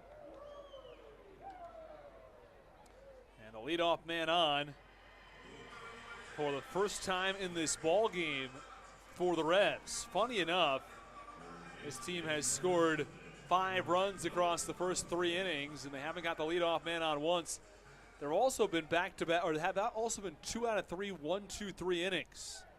A couple of flyouts and a ground out in the first inning, a 5-run second, and then 2 strikeouts and a flyout in the third. Ended a streak of 4 consecutive batters retired by Thompson. First pitch, swinging a foul tip off the bat of Josue Herrera. Herrera to be followed by Nunez and Lean. In the bottom of the 4th inning. It's hot, it's sticky, it's humid. Still a nice enough evening. It says the humidity is only 59%, but it feels like a lot more than that. It really does. Temperatures earlier today were as high as 92. That feels like near 100. Pitch a little bit away. The count 1 ball and 1 strike on Herrera. 6 base runners for the Revs so far tonight. All 6 have been hits. 5 runs on 6 hits for the Blue Crabs. 9 base runners tonight, including an error and a walk along with 7 hits. We'll toss the first base to check on Perez.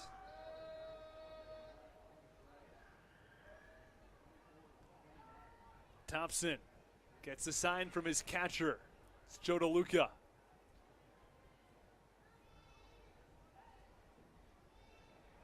Tossing to first, they caught him in a rundown. And now Yetzko is going to toss back to the pitcher Thompson, who fakes the throw and tags him out for the first out. It's a big out for Darrell Thompson on a really slick pickoff move.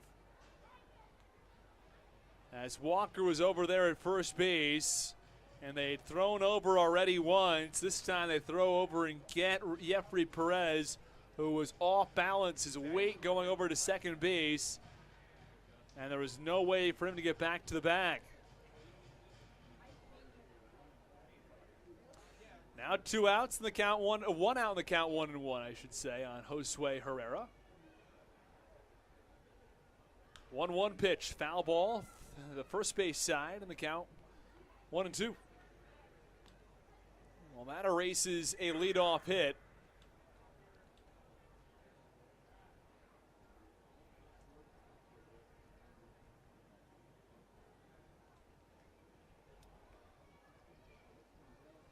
And the 1-2 pitch now to Herrera. Swinging a 1-hopper over toward Yetzko, who fields on the backhand, fires to first, and gets the out. That ball was sort of tailing away from him. He manages to get the glove on it and make the play for the second out.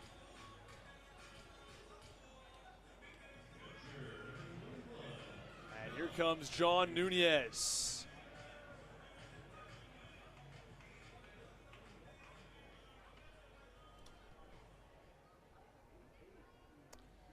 Blue Crabs trail 5-4. They trailed 5-0 at one point, but 1 run in the third and 3 runs in the fourth has gotten the Blue Crabs back within 1. Base path's empty, 2 away. Here's the first pitch. Swinging a pop-up foul, third base side out of play. And the count 0-1.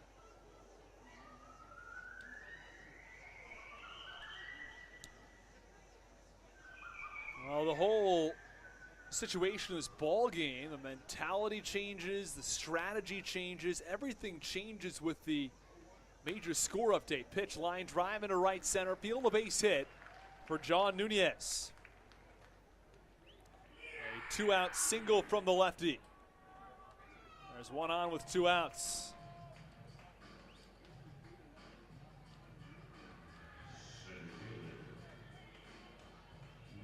Thompson with that last fastball coming up toward 90 miles an hour. Thompson topped out at 89.6 miles per hour. Courtney Mack, meanwhile, at 90.5. And the first pitch breaking ball a little bit low and in. And the count 1-0. Pitch count getting up there for Darrell Thompson, who just threw his 64th pitch across 3 2/3. At this point, it just remains to be seen how many innings he will go. I think a lot of it depends on performance more than anything else. 1-0 pitch, popped it up foul back behind home plate. DeLuca chases after it, and he's going to run out of room as that ball fouls about 15 rows deep.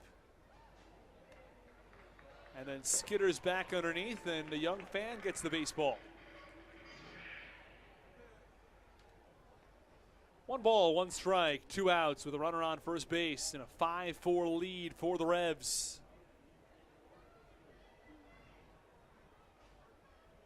5 runs in the bottom of the second for York. For Southern Maryland, 1 in the third on an RBI single from David Harris, and 3 in the fourth. Large part due to the 2-run shot from Ian Yetzko. 1-1 pitch, top foul behind home plate, count 1-2.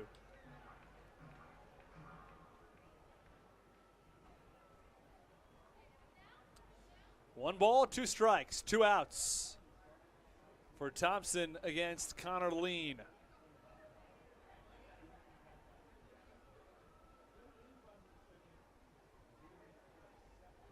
Thompson shakes off the pitch to Joe DeLuca.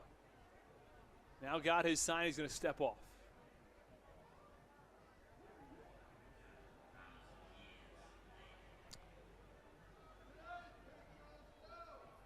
Back-to-back starts for Thompson. That's not his best work of the season, but still plenty of time to rebound and give his team a chance. Pitch, line drive down the left field line. This one falling. It's going to fall for extra bases.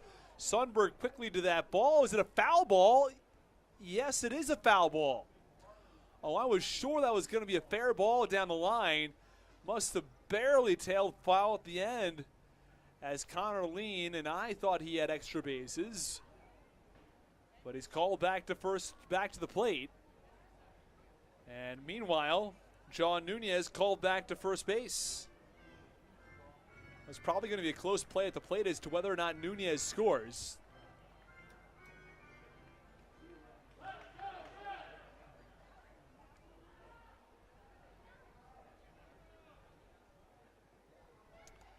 And the pitch, line drive over to left field, long run. Sundberg diving, he makes a terrific catch.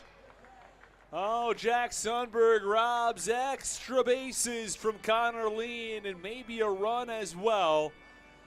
As that ends the bottom of the 4th inning. Another hard hit ball, this time from Connor Lean, but he lines out to end the 4th. At the end of 4 innings of play, it's the Revs 5. It's the Blue Crabs 4 on the Hometown Real Estate Broadcast Network.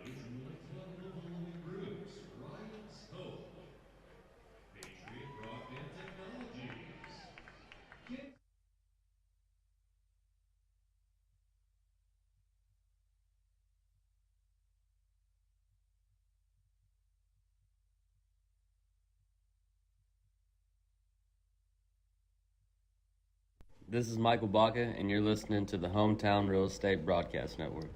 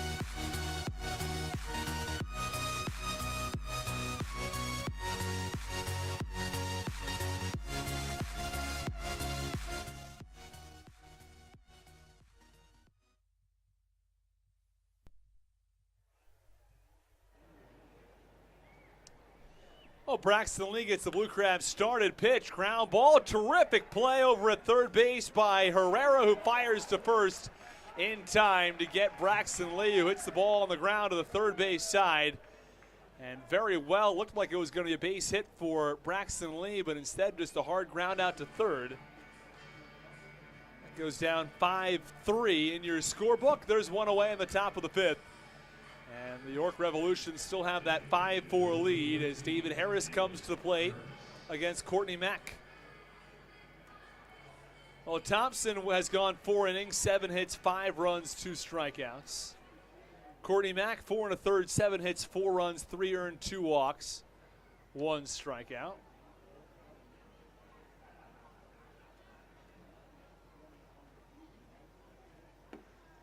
And the first pitch to David Harris in there is a little bit away in the count 1-0.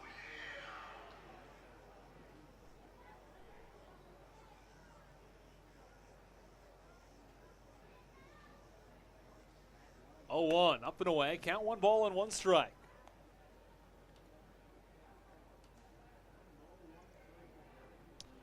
One ball, 1 strike, 1 out.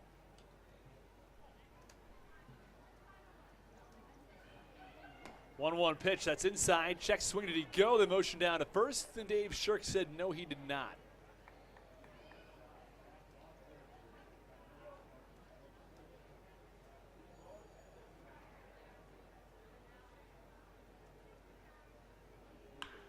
And the 2-1 pitch, line drive, right center field. That ball falls. Connor Lean dove for it. He couldn't get there. Now David Harris jumps on his horse. Harris pulls into third base with a stand-up triple. A 1-out triple as Connor Lean dove for the ball in right center field, I should say. And he gets all the way to the wall. And there is a runner on third base with 1 out for the Blue Crabs in the top of the 5th inning. Not sure anyone expected David Harris to get a triple, but that's where he is right now on third base with a 1-out triple here in the 5th. Alex Crosby has an opportunity to drive him in. Well, Connor Lean thought he could dive and make the play. Instead, a single turns into a triple. And the first pitch is lined foul, third base side, and the count 0-1. Count no balls and 1 strike on Alex Crosby with the infield in. 0-1 delivery. Ground ball to first. It's the first baseman, Nelly Rodriguez, who fields, looks back, Harris at third, and steps on the bag for the 2nd out. Crosby can't drive in the run with a man on third base. And now there's a runner on third with 2 outs. The infield returns to the prior depth.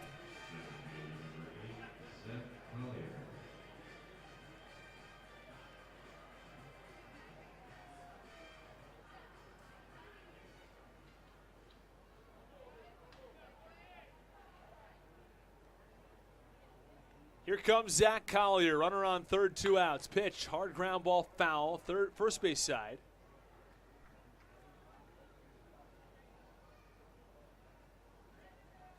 5-4 York.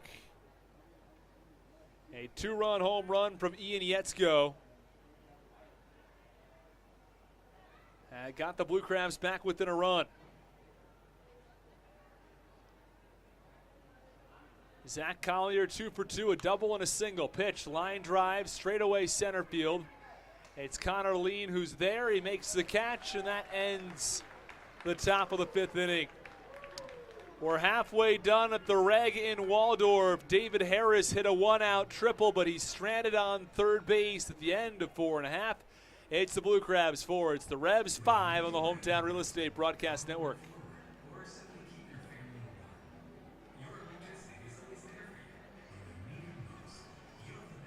This is Alex Crosby, and you're listening to the Hometown Real Estate Broadcast Network. At Fairway Independent Mortgage Corporation, mortgages are what they do, not who they are. Fairway Mortgage Corporation is a proud partner of the American Warrior Initiative. A key part of this initiative is to educate, encourage, and inspire Americans to give back to our military. Visit their website at www.americanwarriorinitiative.com for more details. Our military fought to protect the American dream. Let's help them live it.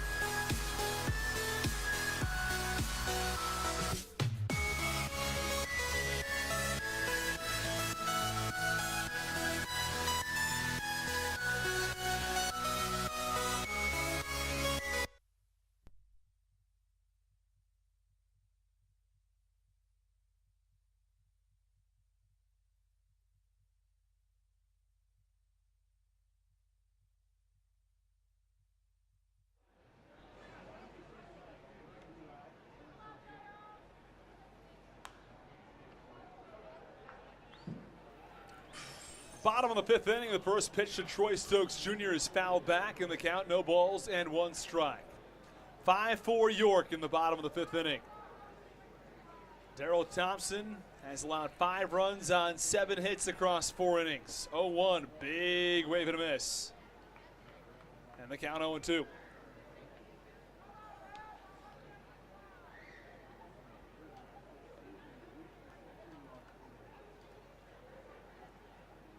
Thompson steps back on the rubber. Here's the 0-2 pitch. Breaking ball, strike 3. Troy Stokes Jr. swings and misses at a pitch in the dirt, and there's one away. It's a big strikeout for Darrell Thompson, who has found his groove since really struggling in the second. As Elmer Reyes comes to the plate.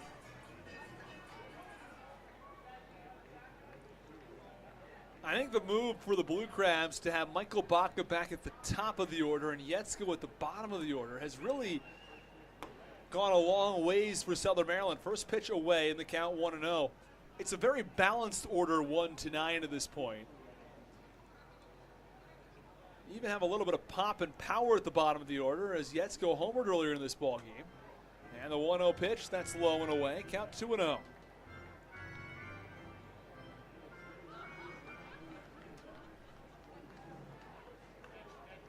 Last season, Yetzko had 10 homers. He's got 3 so far this year in fewer at-bats. 2-0 pitch, swing and a miss, count 2-1. Played in the American Association last year. Of course, here in the Atlantic League with the Blue Crabs this season.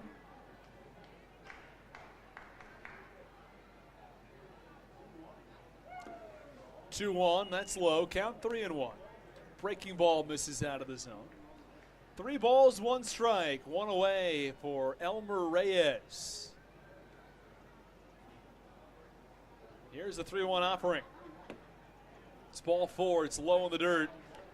And that's a walk. A runner on first base with 1 out. First walk of the day issued by Darrell Thompson. He's surrendered 7 hits. Just 1 walk. Courtney Mack, on the other hand, allowed 8 hits and 2 walks.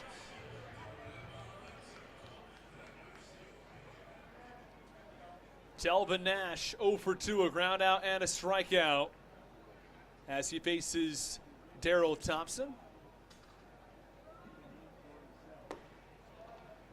First pitch, count 0-1. No balls, 1 strike, 1 out in the bottom of the 5th inning. 0-1. Ooh, big wave and a miss, count 0-2.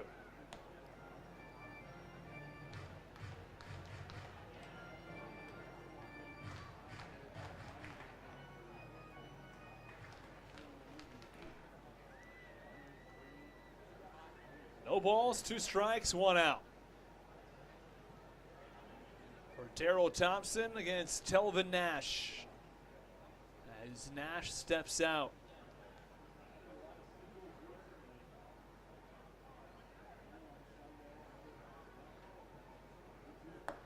0-2, big swing and a miss. Strike 3, Nash down swinging. And there are 2 away.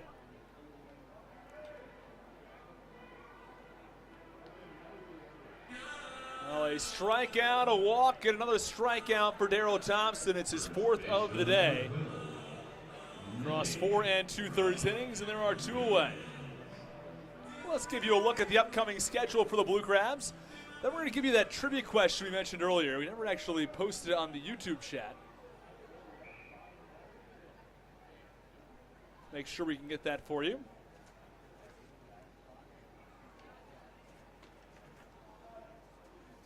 As Nelly Rodriguez digs in, Blue Crabs will play York for 3 more games at home. That starts tomorrow. Then go on the road at Charleston for 4 games. Pitch, line drive, well struck. It's right at the right fielder, Braxton Lee.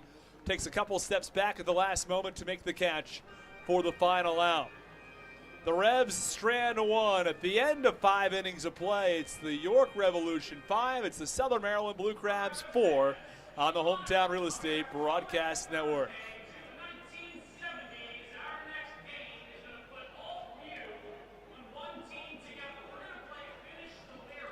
This is Alex Crosby, and you're listening to the Hometown Real Estate Broadcast Network.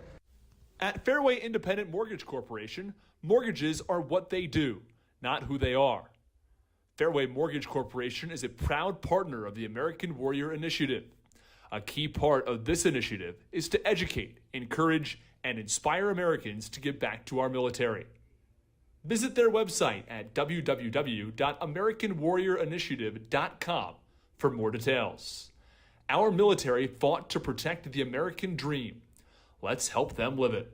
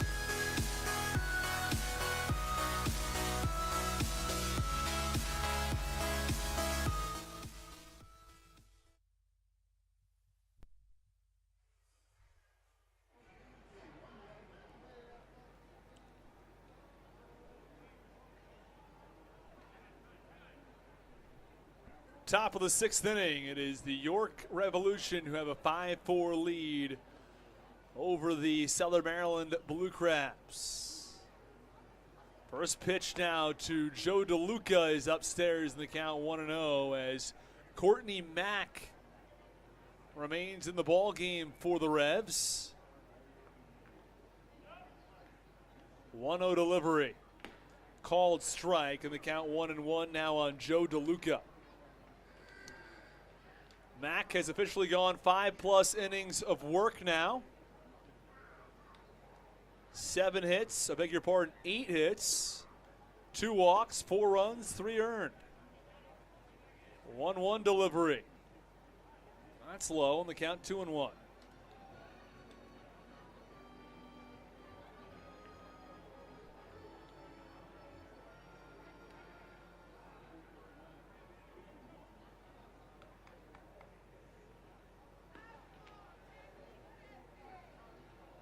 Here is the 2-1 pitch to DeLuca. On the ground over to first base. It's gathered by Nelly Rodriguez, who flips to Courtney Mack covering, and there is 1 away. 1 out in the top of the 6th. The Blue Crabs still trailing by 1. They got themselves back in it with a 3-run 4th. They still have a little more work to do. As 8 and 9 in the order due up, Walker and Yetzko. Walker singled his last time up, and Yetzko went over the wall and left for a 2-run home run, giving the Blue Crabs a 3-run inning.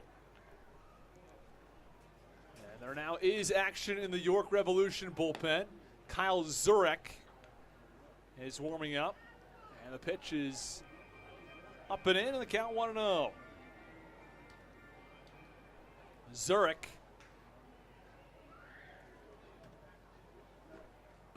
warms up in the bullpen as Mack has now thrown 76 pitches. The 1-0 pitch is in there for a called strike. The righty at 27 years old out of Buffalo, New York. Played as high as Double-A Erie.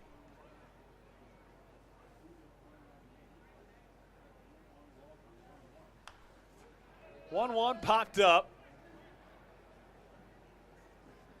If he enters the ball game, look at his numbers.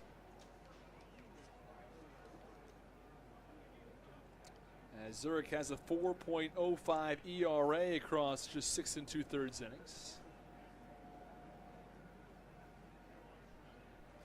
Mack the 1-2. Low and in, count 2-2. 2 balls, 2 strikes, 1 out.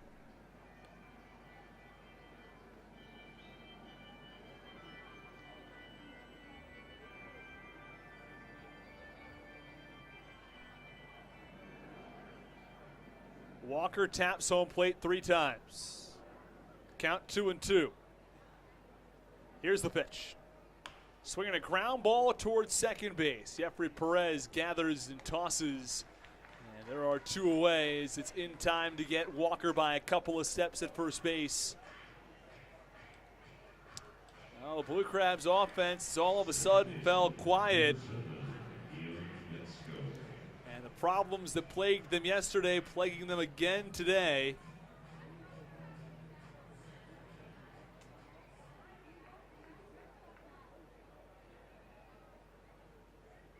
Well, yesterday the Blue Crabs had trouble with runners in scoring position. First pitch up and away for ball 1 to Ian Yetzko. And more than even having trouble driving runners in with hits with runners in scoring position, it's the inability to drive in runners from third with fewer than 2 outs.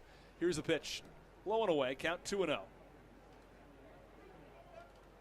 Last night, top of the 9th inning, 1 out, runner on third, a strikeout and a ground out to end the inning. Here in the 5th inning, David Harris had a triple, ground out to first from Crosby, a fly out that ends the inning. 2-0 pitch on the ground, foul, third base side.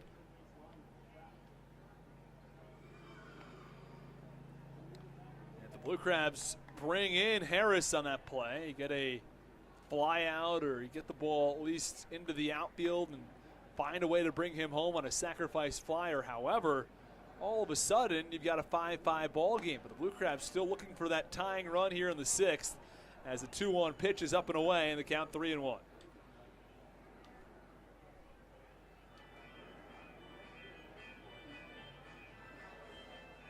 Yetzko taps home plate a couple of times. Mack the 3-1. That's away. It's ball 4, and Ian Yetzko walks. And a runner on first base with 2 outs for Jack Sundberg. And that looks like that might do it. Mark Mason walks out to the mound. Still yet to see an official signal down to the bullpen, but you'd have to imagine at 85 pitches across 5 2/3, and there it is. A pitching change here from York, Pennsylvania. Blue Crabs trail 5-4 in the top of the 6th. Courtney Mack goes 5 2/3. He allows 4 runs. He's on the hook for the runner on first base. He allows 8 hits and 3 walks while striking out 1. We'll step aside. When we come back, we'll break down all the numbers on the new pitcher here in York. At YorkRevolution.com/special to get your tickets today. This is Daryl Thompson, and you're listening to the Hometown Real Estate Broadcast. This is Ian Yetzko, and you're listening to the Hometown Real Estate Broadcast Network. Are you in the market for a new roof? Well, give William Richmond Inc. a call and get serviced by Southern Maryland's premier roofing contractor. Locally owned and operated, William Richmond Inc. is licensed, bonded, and insured, and has a 5-star rating on HomeAdvisor. They care about their work almost as much as they care about your home. Call 443-432-3426 today for a free estimate, or go to williamrichmondinc.com. Don't forget to mention the Blue Crabs and save 10% on any service.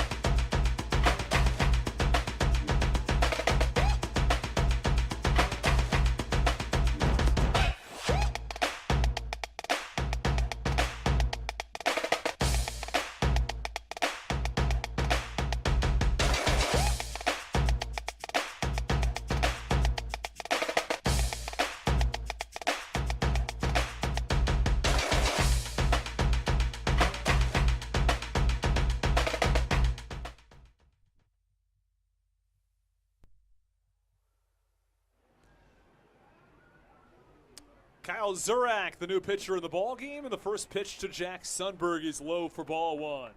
Top of the 6th inning, the Blue Crabs trail the Revs 5-4 with the runner on first base.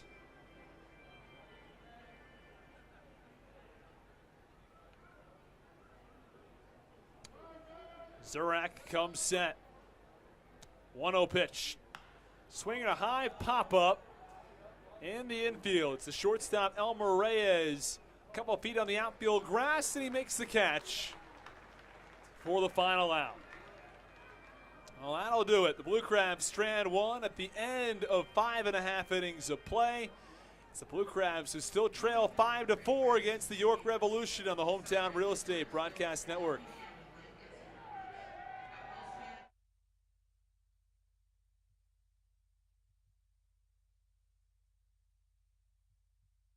This is Daryl Thompson, and you're listening to the Hometown Real Estate Broadcast Network.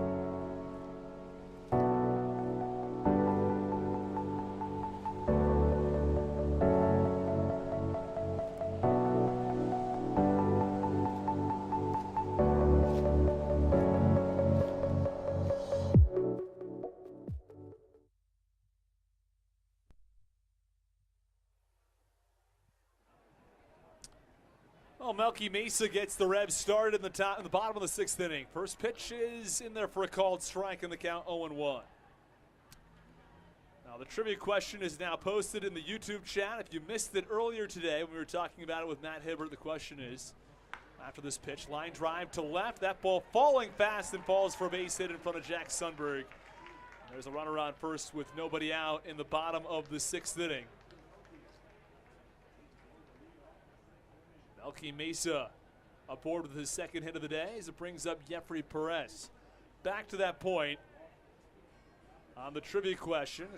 It's how many times have there been back-to-back 4 consecutive home runs in MLB history?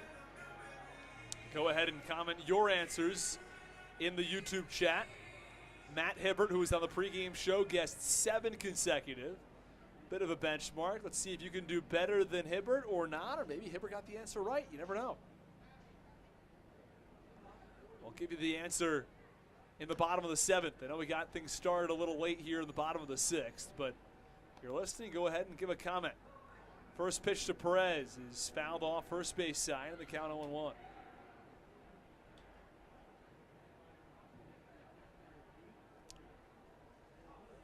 No balls, 1 strike, nobody out. Perez to be followed by Josue Herrera and John Nunez. Top of this order, the bottom of the order, I should say, has been really good. Breaking ball, fouled off. Took quite a bit off on the 70-mile-an-hour breaking ball into Perez, and the count 0-2.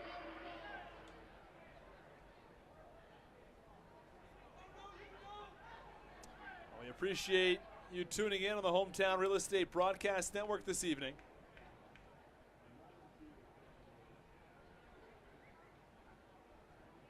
Darrell Thompson is set. Here's the 0-2. Foul ball, third base side. Count remains 0-2.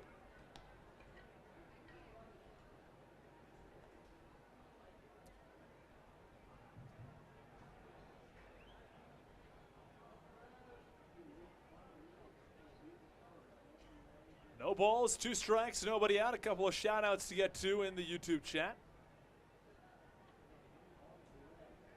0-2 delivery, a little in the count, 1 ball and 2 strikes. The legend of Dalanitis says, time for a good steaming. Let's go Blue Crabs. A win streak would be amazing tonight. A win would be amazing tonight. Time to shake this bad luck streak. Pitch. That's low, and the count 2 balls and 2 strikes with a runner on first and nobody out. Still a 1-run lead for York. Susan H. says, let's go Blue Crabs. Tammy Shipley, let's go Crabs. The legend again says the pot is hot and about to boil. Time for the steaming to begin. And Matt hopeful. I hope Darrell throws the eepest pitch tonight. And now the 2-2 is swung on and popped up. Shallow center.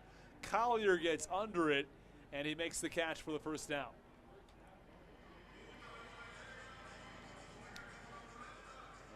Anthony Maselli, go Blue Crabs, from one of your home pyrotechnicians. Well, Anthony, we appreciate the fireworks every Saturday evening.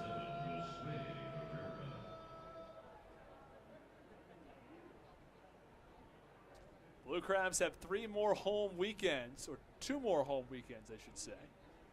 Home against York this weekend, and then home against Lancaster next weekend.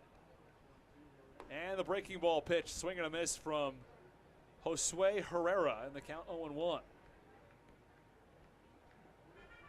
Alex Merrithew gets the start tomorrow for Southern Maryland. Be followed by Mitch Lamson and Eddie Butler in the rotation for Friday, Saturday, Sunday. Breaking ball, a little bit low on the count 1-0. Blue Crabs have the off day on Monday. They'll play 2 on Tuesday before the Wednesday and Thursday games.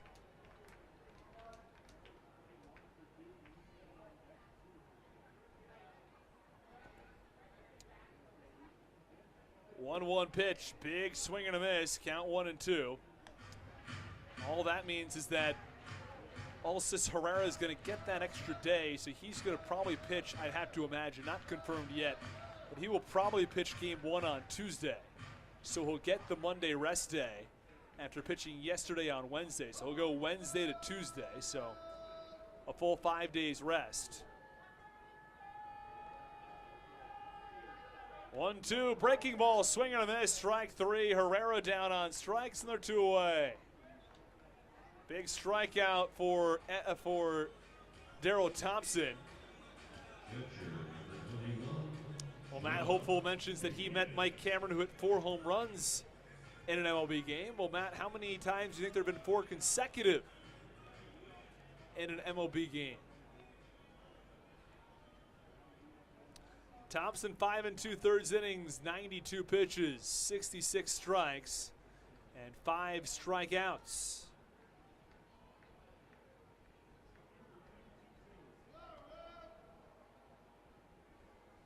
First pitch of John Nunez, big wave and a miss, count 0-1. It was really just one big, one bad inning surrendered by Darryl Thompson.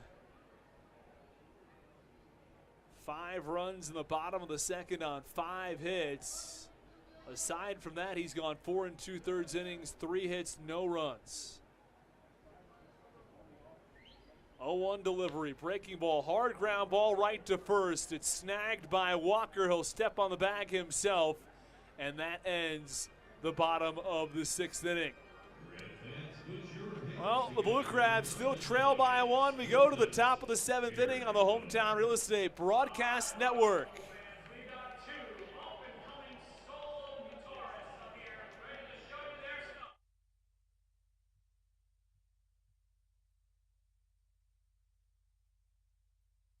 This is Ryan Haug, and you're listening to the Hometown Real Estate Broadcast Network.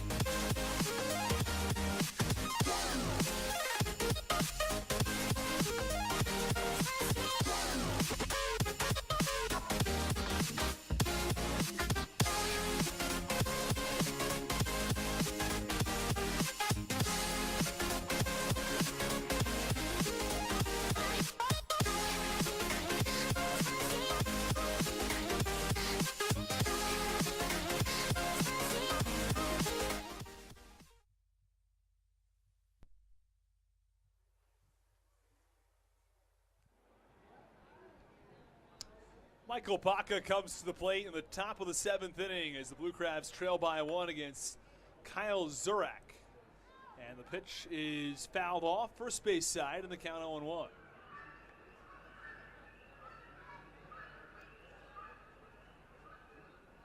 Baca followed by Lee and DeLuca, or Lee and Harris, I should say. It's 2, 3, and 4 in the lineup.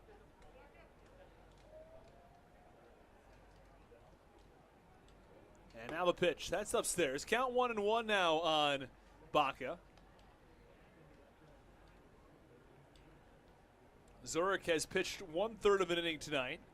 Got the final out in the top of the 6th inning with a runner on first base. He came in to replace Courtney Mack. 1-1 upstairs, count 2-1.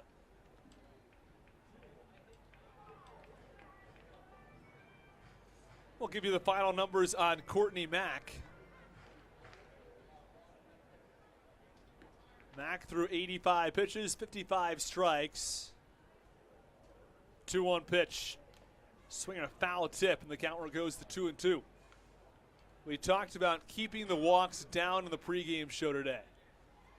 He walked 3 batters across 5 2/3. Not great, but it's a lot better than the alternative, as he was walking nearly a batter per inning coming in. 2 balls, 2 strikes to Baca.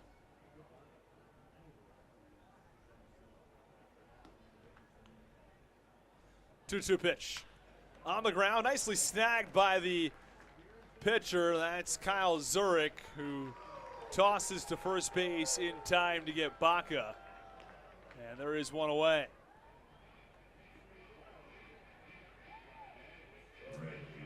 Zurich fielding his position and might have saved a single up the middle. As Tucker is warming up in the bullpen. Braxton Lee steps in.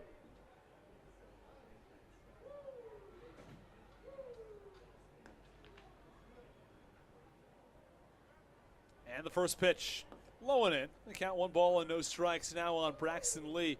Now the Blue Crabs were playing some small ball earlier in this ball game. In the 3rd inning, Michael Baca stole second, and David Harris drove him in on an RBI single. In the 3rd inning, Blue Crabs tried to send DeLuca to the plate on a single from Jared Walker. He was thrown out, but the Blue Crabs aggressive on the base paths. They since haven't had quite as many opportunities to do that, but they haven't been able to bring in runners with scoring position. And the 1-0 pitch is foul back, and the count 1-1. The prime example was David Harris, who was at 3rd base with 1 out in the 5th inning. They couldn't drive him in. Last night, 2 for 19 with runners in scoring position. And the 1-1 pitch is low. 10 left on base.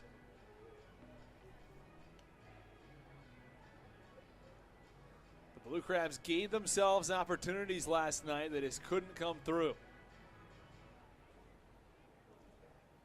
Lee 0 for 2 with the walk and a ground out along with a strikeout. His batting average down to .315.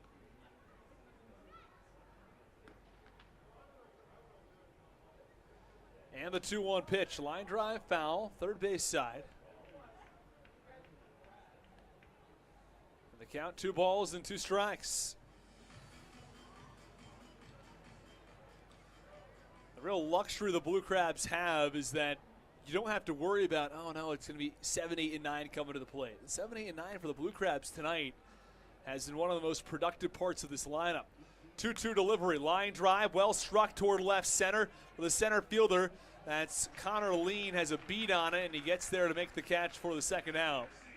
Well struck toward the gap, but the York Revolution outfielders were already shading that direction. And now there are 2 outs in the top of the 7th inning for David Harris.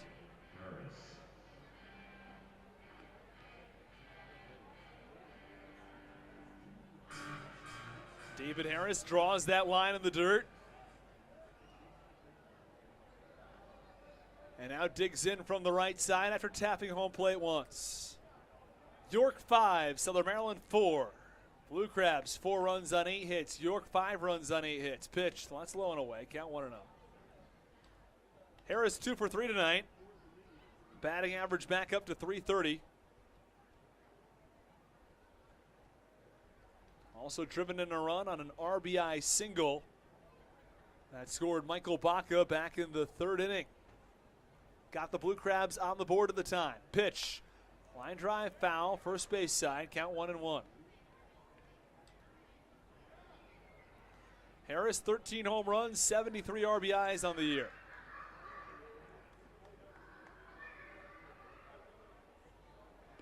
Crosby on deck if necessary. He's 0 for 3. Collier to follow, who's 2 for 3.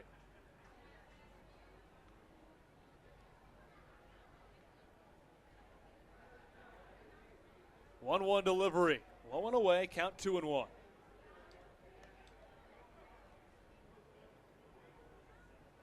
Key performers tonight. Baca 1 for 4. He scored a run. Harris 2 for 3 with an RBI. Collier 2 for 3 with a run scored. Walker 2 for 3, a run scored. And Yetzko 1 for 2 with a 2-run home run. Pitch, that's inside. Count 3-1 now on David Harris. And the Blue Crabs do have options now off the bench if necessary. I mean, the lineup seems to be in good shape as is. 3-1 delivery.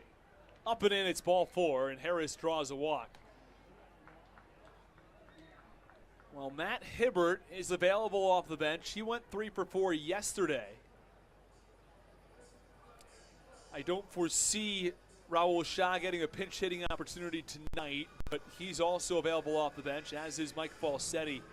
But even having just one more player like Matt Hibbert available tonight goes a long ways, and Mark Mason walks out of the bullpen. He makes the move. He makes the call to the bullpen in the top of the 7th inning. 2 outs, runner on first base for Southern Maryland.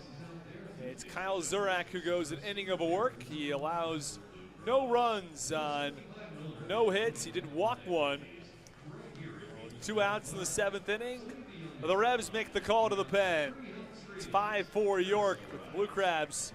The runner on base. Don't go anywhere. You're listening to Blue Crabs Baseball on the Hometown Real Estate Broadcast Network.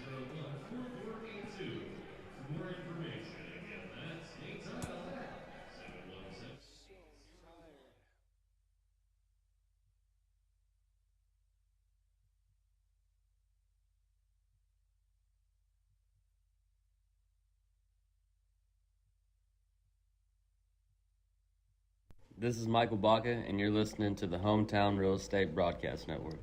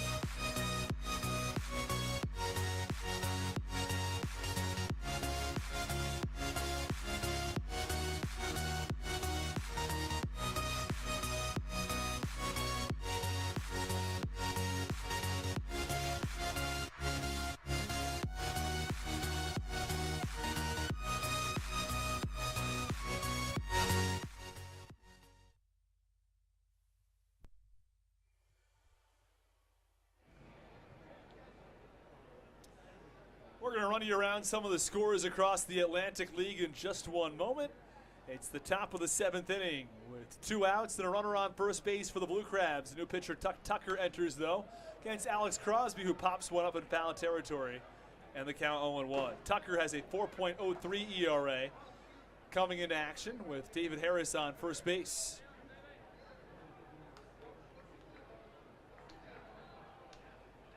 Well, it's the Ducks over the Barnstormers 3-2. That's in the bottom of the 6th inning. Lexington leads High Point 3-0 in the bottom of the 7th. Pitch. Big wave and a miss. Count 0-2 now on Crosby. Gastonia leads Charleston 7-0. That's in the top of the 6th inning. And Wild Health over Staten Island 11-8. That's in the top of the 4th.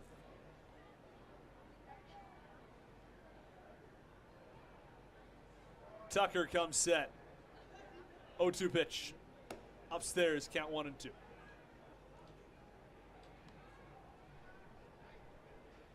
One ball, 2 strikes, 2 outs.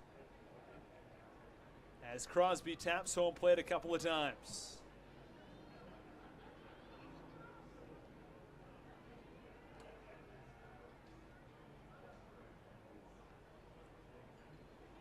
One-two delivery, line drive down that left field line. It's a long run. It's falling fast and falls in foul territory. And actually gets towards the concourse level. And the count remains 1 and 2 on Crosby, who's 0 for 3 tonight with 3 groundouts. Grounded out to first all 3 times. 2 of them were unassisted. The first one, the flip to the pitcher, Courtney Mack, the starter, but the other 2, it was Nelly Rodriguez who stepped on the bag himself.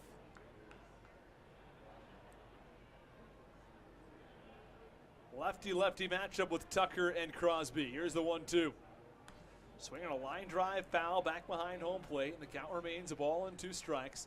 Zach Collier on deck if necessary, would be followed by Joe DeLuca.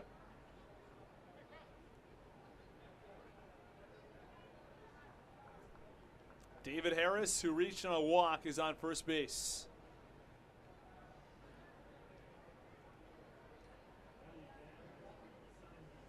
Here is the 1-2 from Tucker. Line drive. This one shallow toward left field. It's the third baseman, Nelly Rodriguez, who dropped the baseball, but he was in foul territory. That's going to be an error against the third baseman. I beg your pardon, that's Josue Herrera. It's a bit of a tough call on Herrera, as he didn't chase after that ball and just let it go foul. He would not have gotten anything, but he chased after it. He got there and had a tough play in foul territory, dropped the ball. And it gives Alex Crosby new life, with Harris on first base.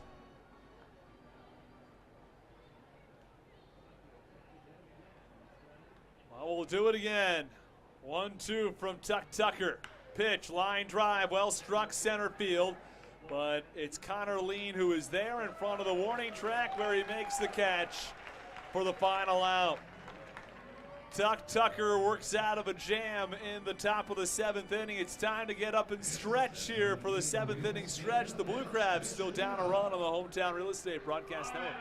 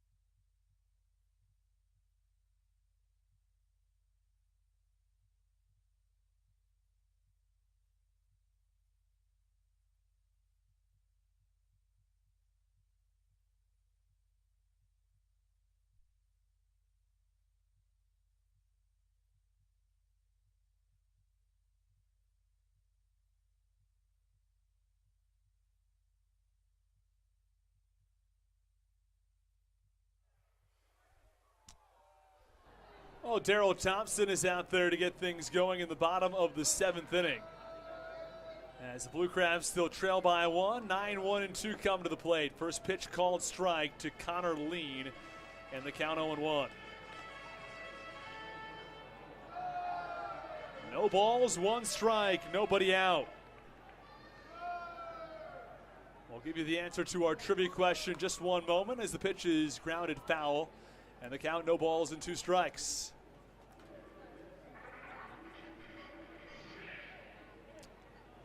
Base path's empty as Daryl Thompson has gone 6 innings of work tonight. He's allowed 5 runs, was really hit hard only once. That came back in the 2nd inning when York jumped on him for 5 runs. Now the 0-2 pitch is away. Count 1-2 now on Lean.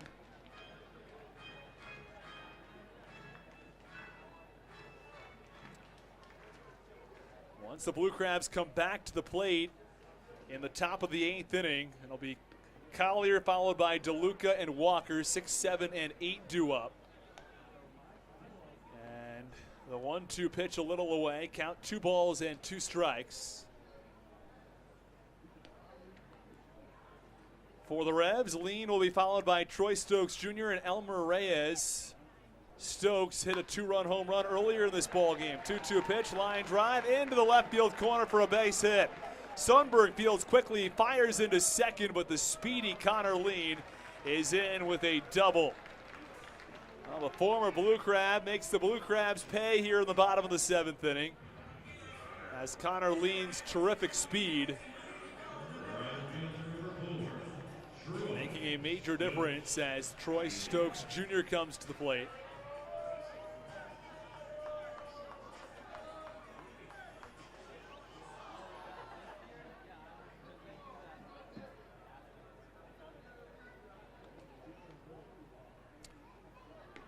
Stokes playing in his 2nd year of independent baseball. I played last year with Tri-City in the Frontier League.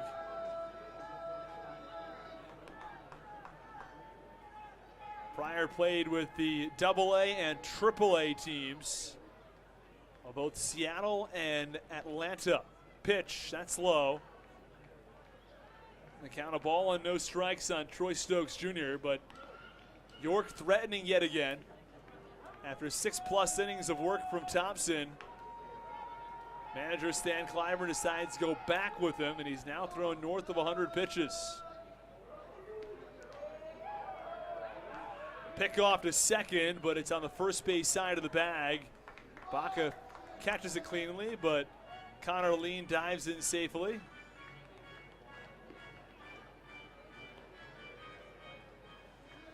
As always, Thompson throwing a lot of strikes tonight. 71 strikes, just 29 balls from the righty.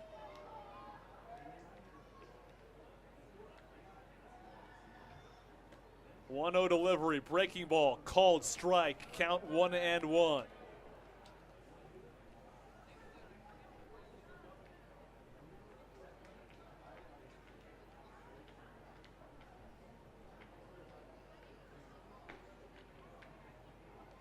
One ball, 1 strike, nobody out.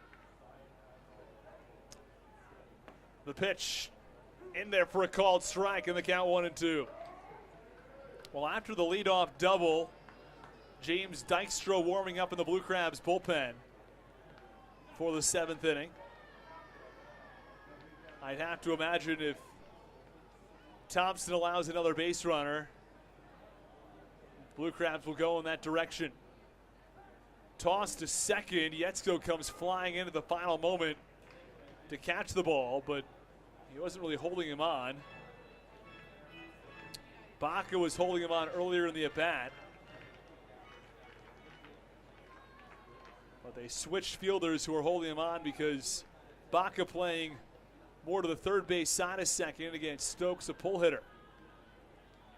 Now the breaking ball pitch, foul ball off of the inside of his right leg. The count remains 1-2.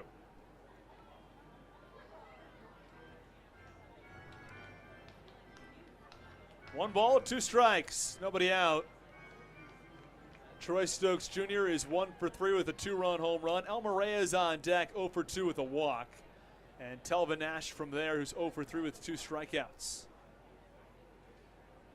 You don't want to mess with the middle of that order, though, even if they're not playing well tonight. Pitch, swinging a high fly ball, shallow right field.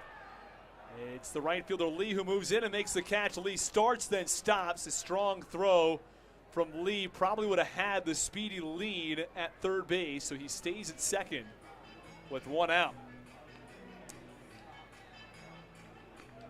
It's an important moment for the Blue Crabs because you can no longer see Lean at third base and scoring him on a sacrifice fly or a ground ball in the infield. Doesn't force the infield in, but instead forces the Revs to get a base hit.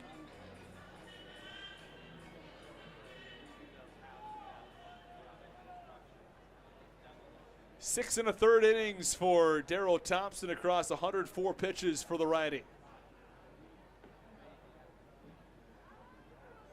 First pitch, wave and a miss, count 0-1. Elmer Reyes yet to strike out tonight. He's walked once, 0 for 2.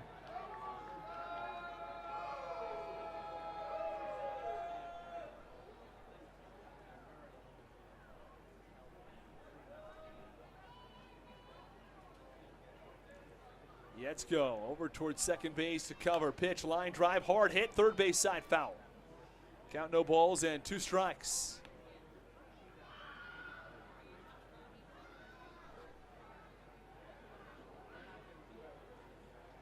Elmer Reyes, a .287 hitter with 9 homers and 56 RBIs.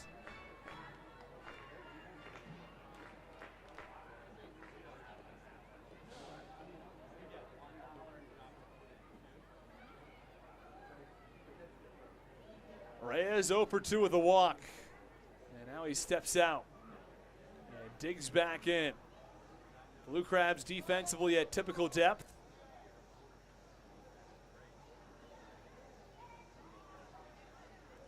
Oh, 0-2 pitch in the dirt. DeLuca now finds it. He fires the third. Throws not on target. And Lean steals third base. I'm not sure if that goes down as a wild pitch, a steal, or what exactly. He didn't take off until the pitch was in the dirt. Lean's got terrific speed, a wild pitch.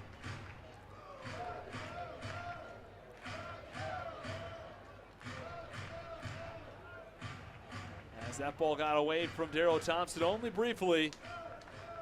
DeLuca had time to throw him out if it was a good throw, but the throw was to the Blue Crabs dugout side of third base, not the second base side. And Crosby was not going to be able to reach across to the other side and then tag out Lean. If the throw was on target, he probably would have had him.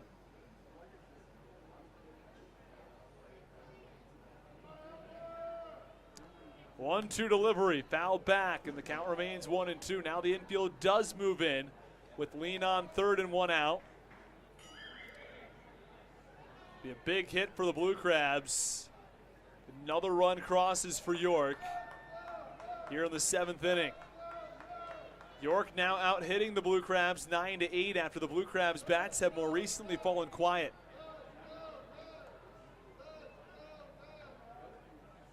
Thompson comes set. 1-2 pitch to Reyes. Low in the dirt, nicely blocked by DeLuca.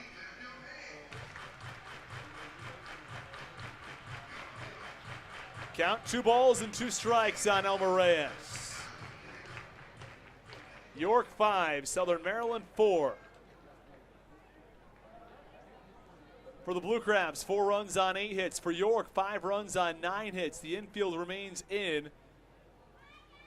Play is to the plate, or at least to hold Connor Lean at third. 2-2 pitch. Swinging a line drive to center, right at Collier. Collier makes the catch chest high. He fires the plate. It's a good throw, but it's not in time to get the very speedy Connor Lean, who scores on a sacrifice fly. It's a 6-4 lead for York. Well, this is exactly what we talked about with Braxton Lee having a strong throw from right field back to the mound, and the importance of having that. as it kept lean at second base, and he would not have been able to score on that line drive to center field. But instead, that changes things, as Darryl Thompson now with a meeting at the mound with Stan Clyburn, the manager.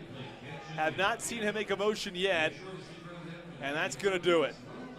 Darryl Thompson, 6 2/3 innings. He allows 6 hits. He strikes out 5 and throws 110 pitches. And the Blue Crabs go to the bullpen as James Dykstra will enter the game with 2 outs. Question is, do the Blue Crabs go to Briseño then for the 8th, or do they go back with Dykstra or Baker in the 8th? We'll see which route the Blue Crabs go, with 2 outs in the bottom of the 7th inning and James Dykstra entering the ballgame for Southern Maryland.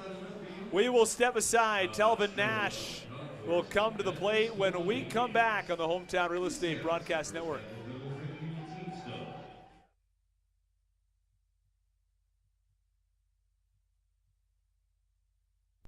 This is Nick Wells, and you're listening to the Hometown Real Estate Broadcast Network.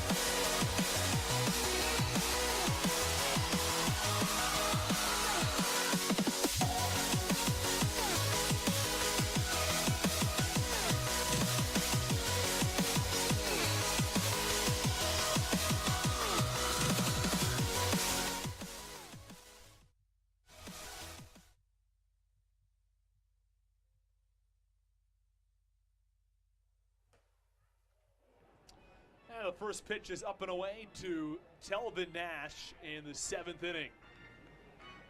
It is 6-4 York.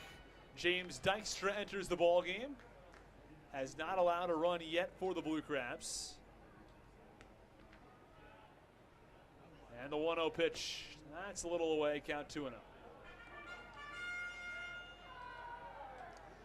Darryl Thompson exits. The final line for Thompson tonight. 6 2/3, 9 hits, 6 runs, 6 earned, 1 walk, 5 strikeouts, and a home run. The 2-run shot coming from Tony Stokes Jr. back in the 2nd inning. Pitch on the ground over to second. Yetzko fields it back on the outfield grass. He tosses to first, and that ends the inning. Just 3 pitches for Dykstra to finish the bottom of the 7th. We'll go to the top of the 8th inning. The Revs have a 6-4 lead over Southern Maryland on the Hometown Real Estate Broadcast Network. Thursday, 70s edition. Who's your computer viewers?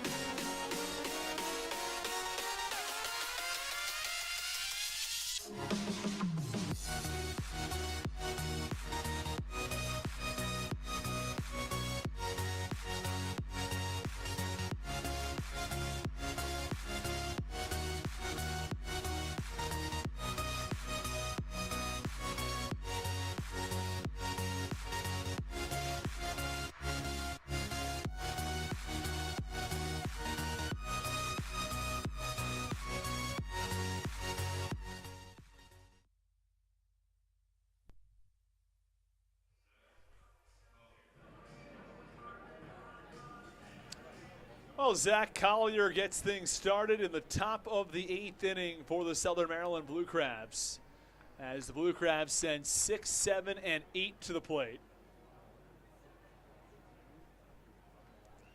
And the first pitch to Collier, a little bit upstairs in the count, 1 ball and no strikes.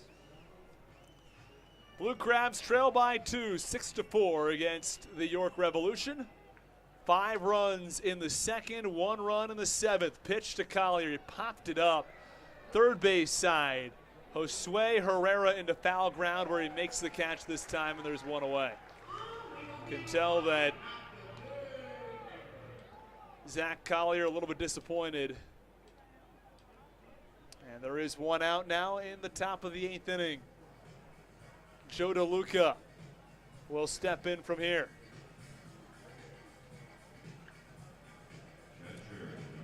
DeLuca batting from the right side against the lefty. This is Doug Olchese.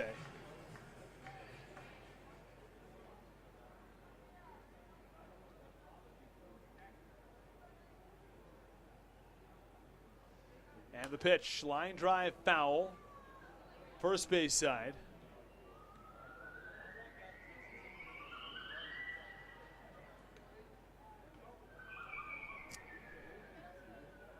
As Joe DeLuca digs in. It'll be DeLuca followed by Walker and then Yetzko if necessary in the inning.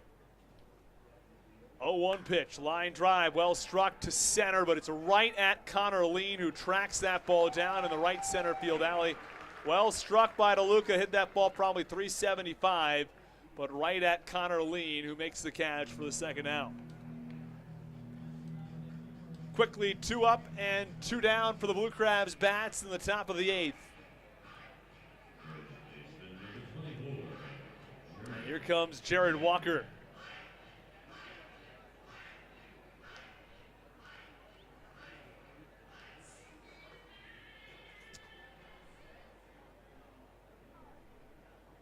Attendance in tonight's ball game, 1,487.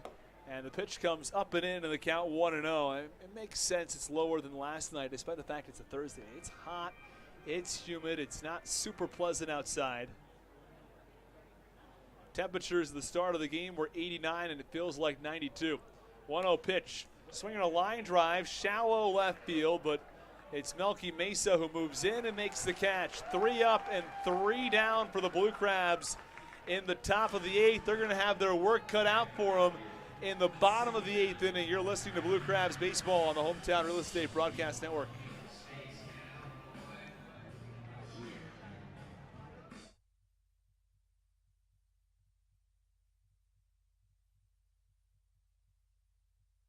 This is Ryan Haug, and you're listening to the Hometown Real Estate Broadcast Network.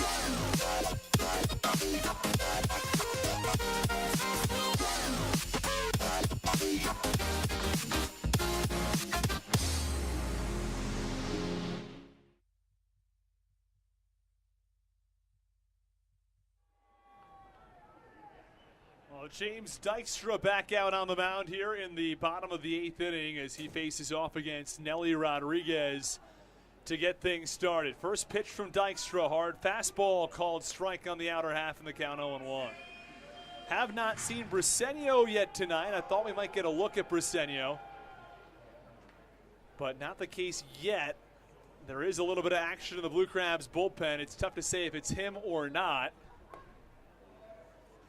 As the pitch, a breaking ball in there on the outer half in the count 0-2. Dykstra pitched in AAA earlier this year with the Philadelphia Phillies organization with Lehigh Valley. Only threw about 5 innings over the course of a month, looking to get back to that AAA level. And the 0-2 pitch a little bit away in the count 1-2.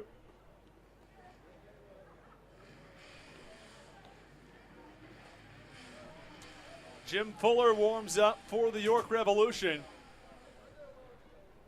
Count 1-2 right now on Nelly Rodriguez. 1-2 pitch, a little bit away. Count 2 balls and 2 strikes with a 2-run lead for the Revs, 6-4 over Southern Maryland. 5 runs for York in the second, 1 run for the Blue Crabs in the third, 3 in the fourth, and a run in the 7th to give the Revs a little bit of insurance down the stretch. The Blue Crabs are going to need at least 2 in the 9th. That's as long as the Blue Crabs can hold it here in the 8th. Blue Crabs got a run off of Jim Fuller last night. Couldn't get the second run in. Again, had that runner on third base and 1 out. Again, we go back to these same consistent themes of how are you hitting with runners in scoring position. And tonight for the Blue Crabs, the number's better, 3 for 7, but some key misses, such as the opportunity for the sac fly with Harris. 3-2 pitch, strike 3. Nelly Rodriguez goes down swinging, and there's 1 away.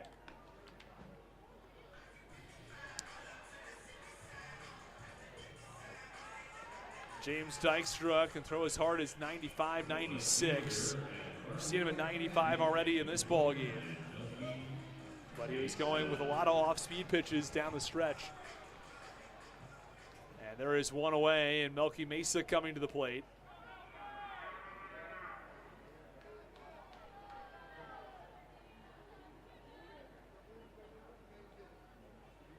And the first pitch on the ground over to first base. And it goes under the glove of Jared Walker into right field.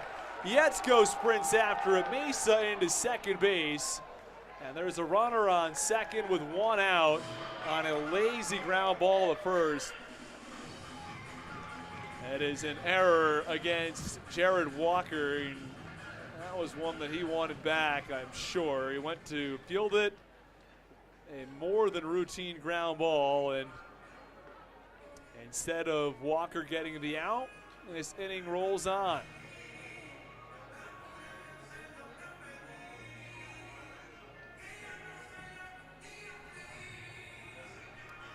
Briseño warming up for the Blue Crabs. I think he was meant to go in the 9th inning, but Blue Crabs might see him here in the 8th for a little while.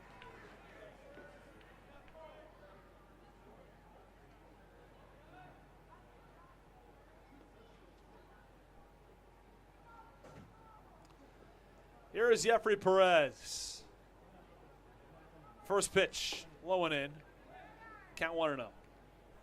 1 ball, no strikes, 1 out in the bottom of the 8th inning. The Blue Crabs at risk of losing 3 consecutive series. Lost 2 out of 3 on the road in Gastonia. You look at that and you say, okay. Pitch on the ground, this one over towards second base. A diving stop by Yetzko. He gets up and there's no play. Well, he saves a run as that ball doesn't go into center field. But there are runners on the corners now and 1 out. Let's see if that's going to do it for Dykstra, if Andres Briseño is ready or not.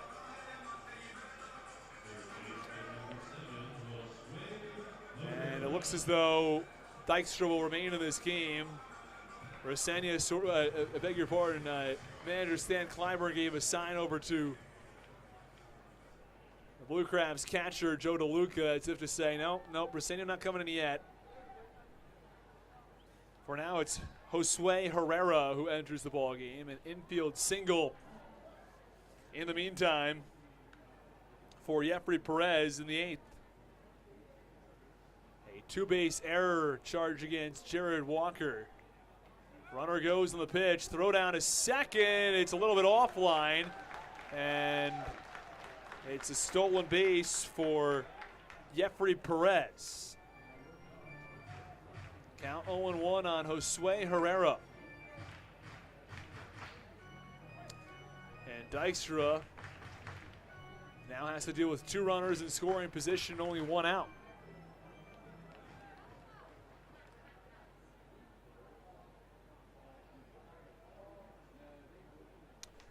Again, Dykstra pitched in AAA earlier this year.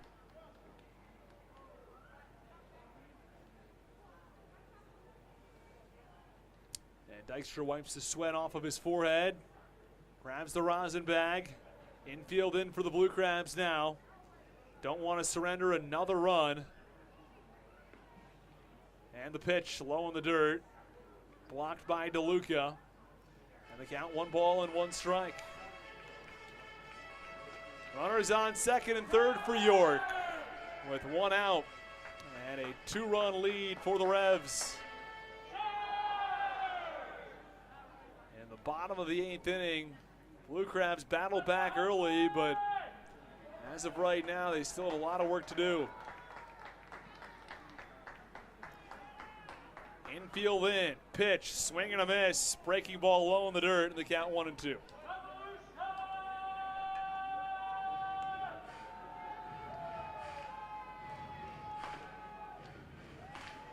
One ball, 2 strikes, 1 away. A terrific evening, a little hot, but it's clear skies overhead. Maybe not terrific, but good enough to play some baseball tonight.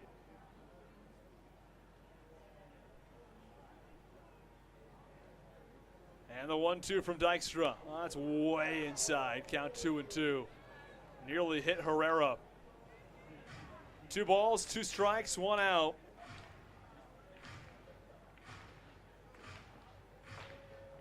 Briseño's been up and throwing for a while. I'd imagine if Dykstra can't get the out here, Briseño will enter the ball game and be tasked with a tough ask. Pitch, swing and a miss, strike 3. High fastball, Herrera down on strikes. There are 2 away.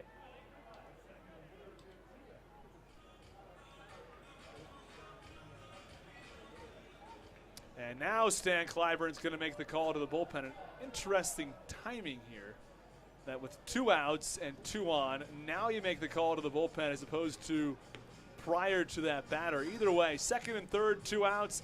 Andres Briseño will enter for the Blue Crabs. He's only going to have to get 1 out here in the inning.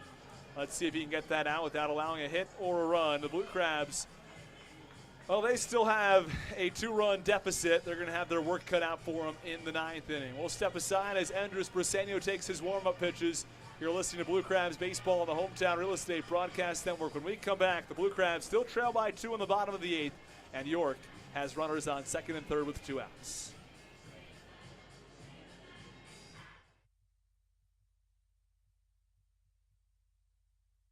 This is Ian Yetzko, and you're listening to the Hometown Real Estate Broadcast Network. Are you in the market for a new roof? Well, give William Richmond Inc. a call and get serviced by Southern Maryland's premier roofing contractor. Locally owned and operated, William Richmond Inc. is licensed, bonded, and insured, and has a 5-star rating on HomeAdvisor. They care about their work almost as much as they care about your home.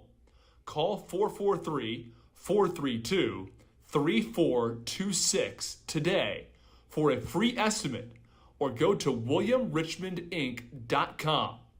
Don't forget to mention the Blue Crabs and save 10% on any service.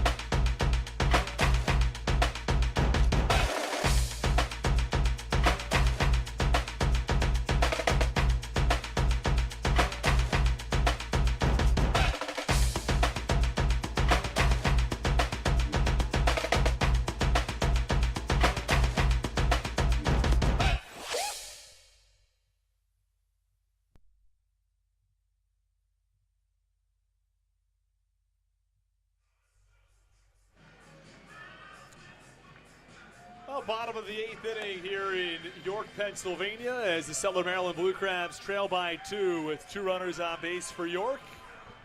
And the Blue Crabs pitching staff turns to Endris Briseño, whose numbers are quite good to say the least. Briseño on the season, a 5-0 record with a 0.81 earned run average. Last time out, a 1-2-3 inning with 2 strikeouts and a flyout. He'll face John Nunez for the York Revolution here in the 8th. I'd imagine the idea is get the last out in the 8th here and then maybe come back for the 9th inning if the Blue Crabs can rally and get a couple runs. First pitch from Briseño. Starts with a slider and it's a little low. Looked pretty good in the count 1-0.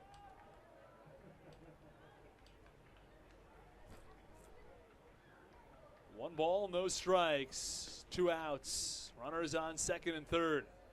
Briseño gets a sign from the catcher, DeLuca. 1-0 pitch. High fastball up and away, and count 2 balls and no strikes.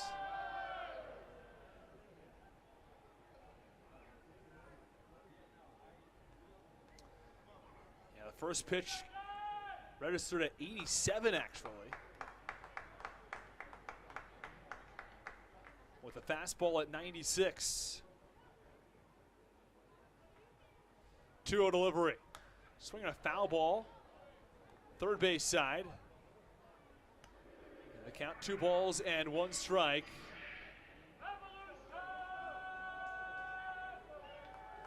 Two balls, 1 strike, 2 on. And a 6-4 lead for the Revs over the Blue Crabs. It's Briseño in the ballgame.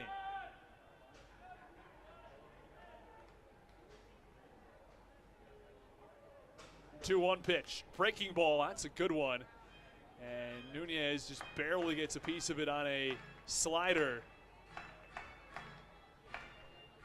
96 and 95 on the 2 sinkers from Briseño.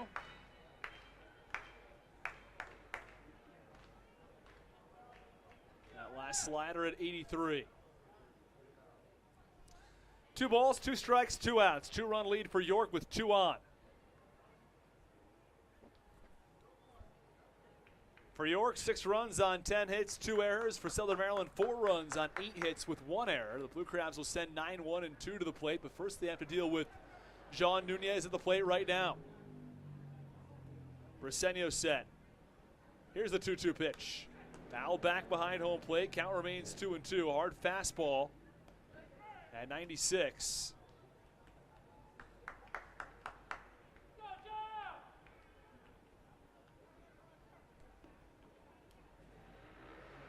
John Nunez putting together a very strong at-bat. Briseño last pitched on Tuesday with that 1-2-3 inning. Here's the pitch now. Swan swinging a little dribbler back to the mound. Briseño's got it. He fires to first, and that ends the inning. No strikeout for Briseño, but he does pick up. You know, he faces 1 batter, and he retires the lone batter he faces. The Revs strand runners on second and third to end the bottom of the 8th inning. Now the Blue Crabs have their work cut out for them in the top of the 9th, trying to put together a couple of runs to get back in this ball game. You're listening to Blue Crabs Baseball on the Hometown Real Estate Broadcast Network.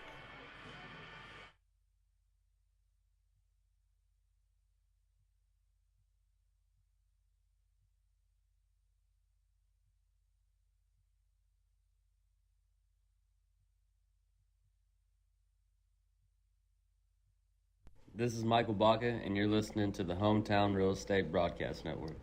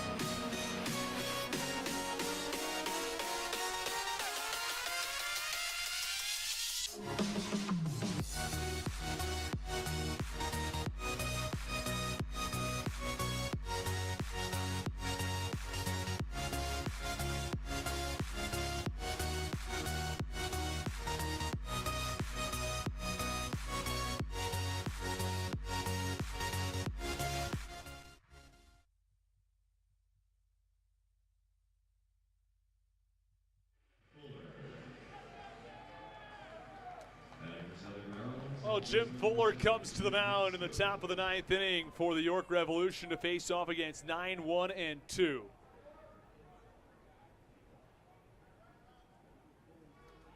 And the pitch to Ian Yetzko to get things started is fouled off first base side. York 6, Southern Maryland 4.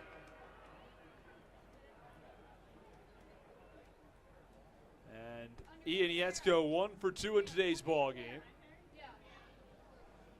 2-run home run back in the 4th and a walk in the 6th. 0-1, that's a big wave and a miss on the pitch from Fuller, and the count 0-2 as he went chasing after that pitch. No balls, 2 strikes on Yetzko.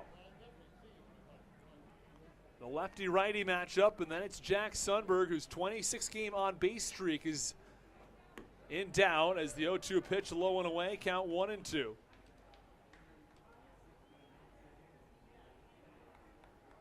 As Sundberg 0 for 4 in today's ball game. Sundberg does represent the tying run for now. It's going to be the man on deck until the Blue Crabs get a base runner. Now the 1-2 pitch, that's swing and a miss in the dirt. Throw down to first base is in time to get Yetzko. And there is one away in the top of the 9th inning. Yetzko's going to finish 1 for 3 tonight. He does have the home run. He does have 2 RBIs, but can't get the job done here in the 9th against Jim Fuller. And here comes Jack Sundberg.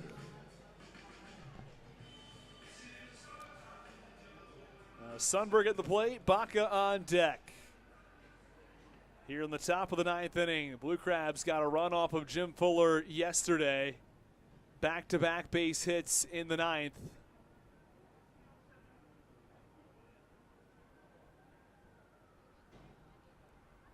And Sundberg ended up driving in a run. Pitch, wave and a miss. He was ahead on the fastball. The count 0-1. Just 90, the fastball from Fuller not overpowering, but the Blue Crabs trailing by 2 and at a major risk of losing this series.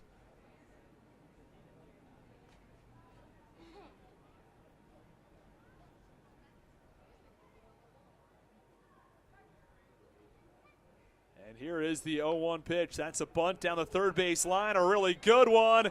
It's going to be a base hit. A barehanded try from Josue Herrera. It's going to be a base hit on the bunt. And there's a runner on first base with 1 out. Brings the tying run to the plate. Michael Baca will have an opportunity to get the Blue Crabs back in this. He represents the tying run.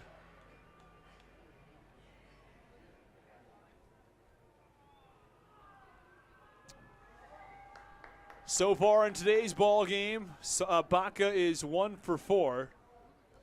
Blue Crabs need a big hit from him in a big spot. Pitch called strike on the outside corner, count 0-1. Well, Sundberg reaches on the infield single, and that extends his on-base streak to 27 games. But the Blue Crabs in need of a win tonight, and they find themselves in a lot of trouble. 0-1, line drive foul, first base side, and the count 0-2. Well, the Blue Crabs won the first game of each of those 3 games of each of these series. They won the first game against Gastonia, lost the next 2. Won the first game against Kentucky, again lost the next 2. Won the first game here against York, lost game 2, and trail here in game 3. 0-2 pitch to Baca. Oh, called strike 3 on the outside corner. Baca not a fan of the call. He's called out anyway. And there are 2 away, and it's Braxton Lee who will come to the plate.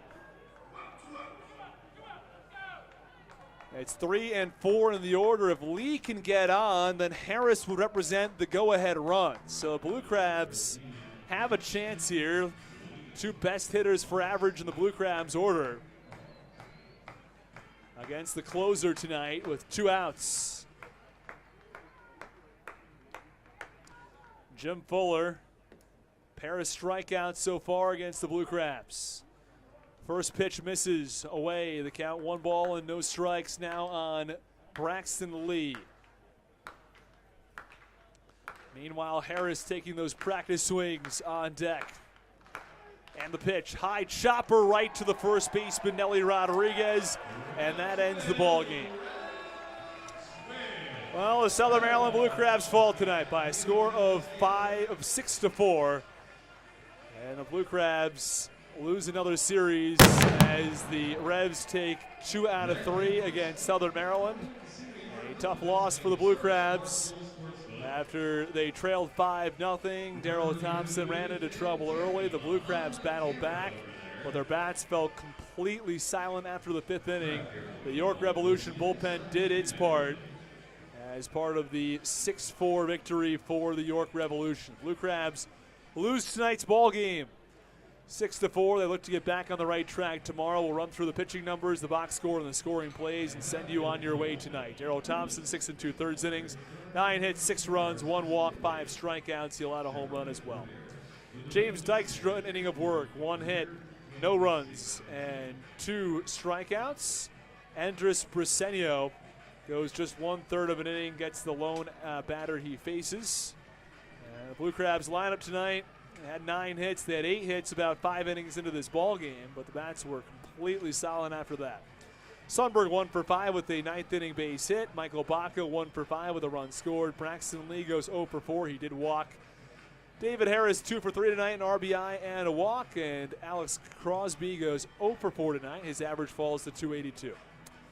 Zach Collier 2 for 4 with a run scored. Joe DeLuca 0 for 3. He did walk once. Jared Walker 2 for 4 with a run scored. And Ian Yetzko 1 for 3 with a 2-run home run. And now the scoring plays in today's ball game. It was all York early. An RBI double from Josue Herrera, a 2 RBI single from John Nunez. That put the Revs up 3-0. And Troy Stokes Jr. hit the 2-run home run to give the Revs a 5-0 lead. In the 3rd inning, the Blue Crabs chipped away. A single from David Harris. That scored Michael Baca. In the 4th inning, Joe DeLuca reached on a fielder's choice. A throwing error brought Zach Collier in all the way from first base. And a 2-run home run later in the inning from Ian Yetzko cut the deficit to 5-4. That's as close as the Blue Crabs would get. In the bottom of the 7th inning, Elmer Reyes hit a sacrifice fly to center field. Connor Lean had a double. He reached 3rd on a wild pitch.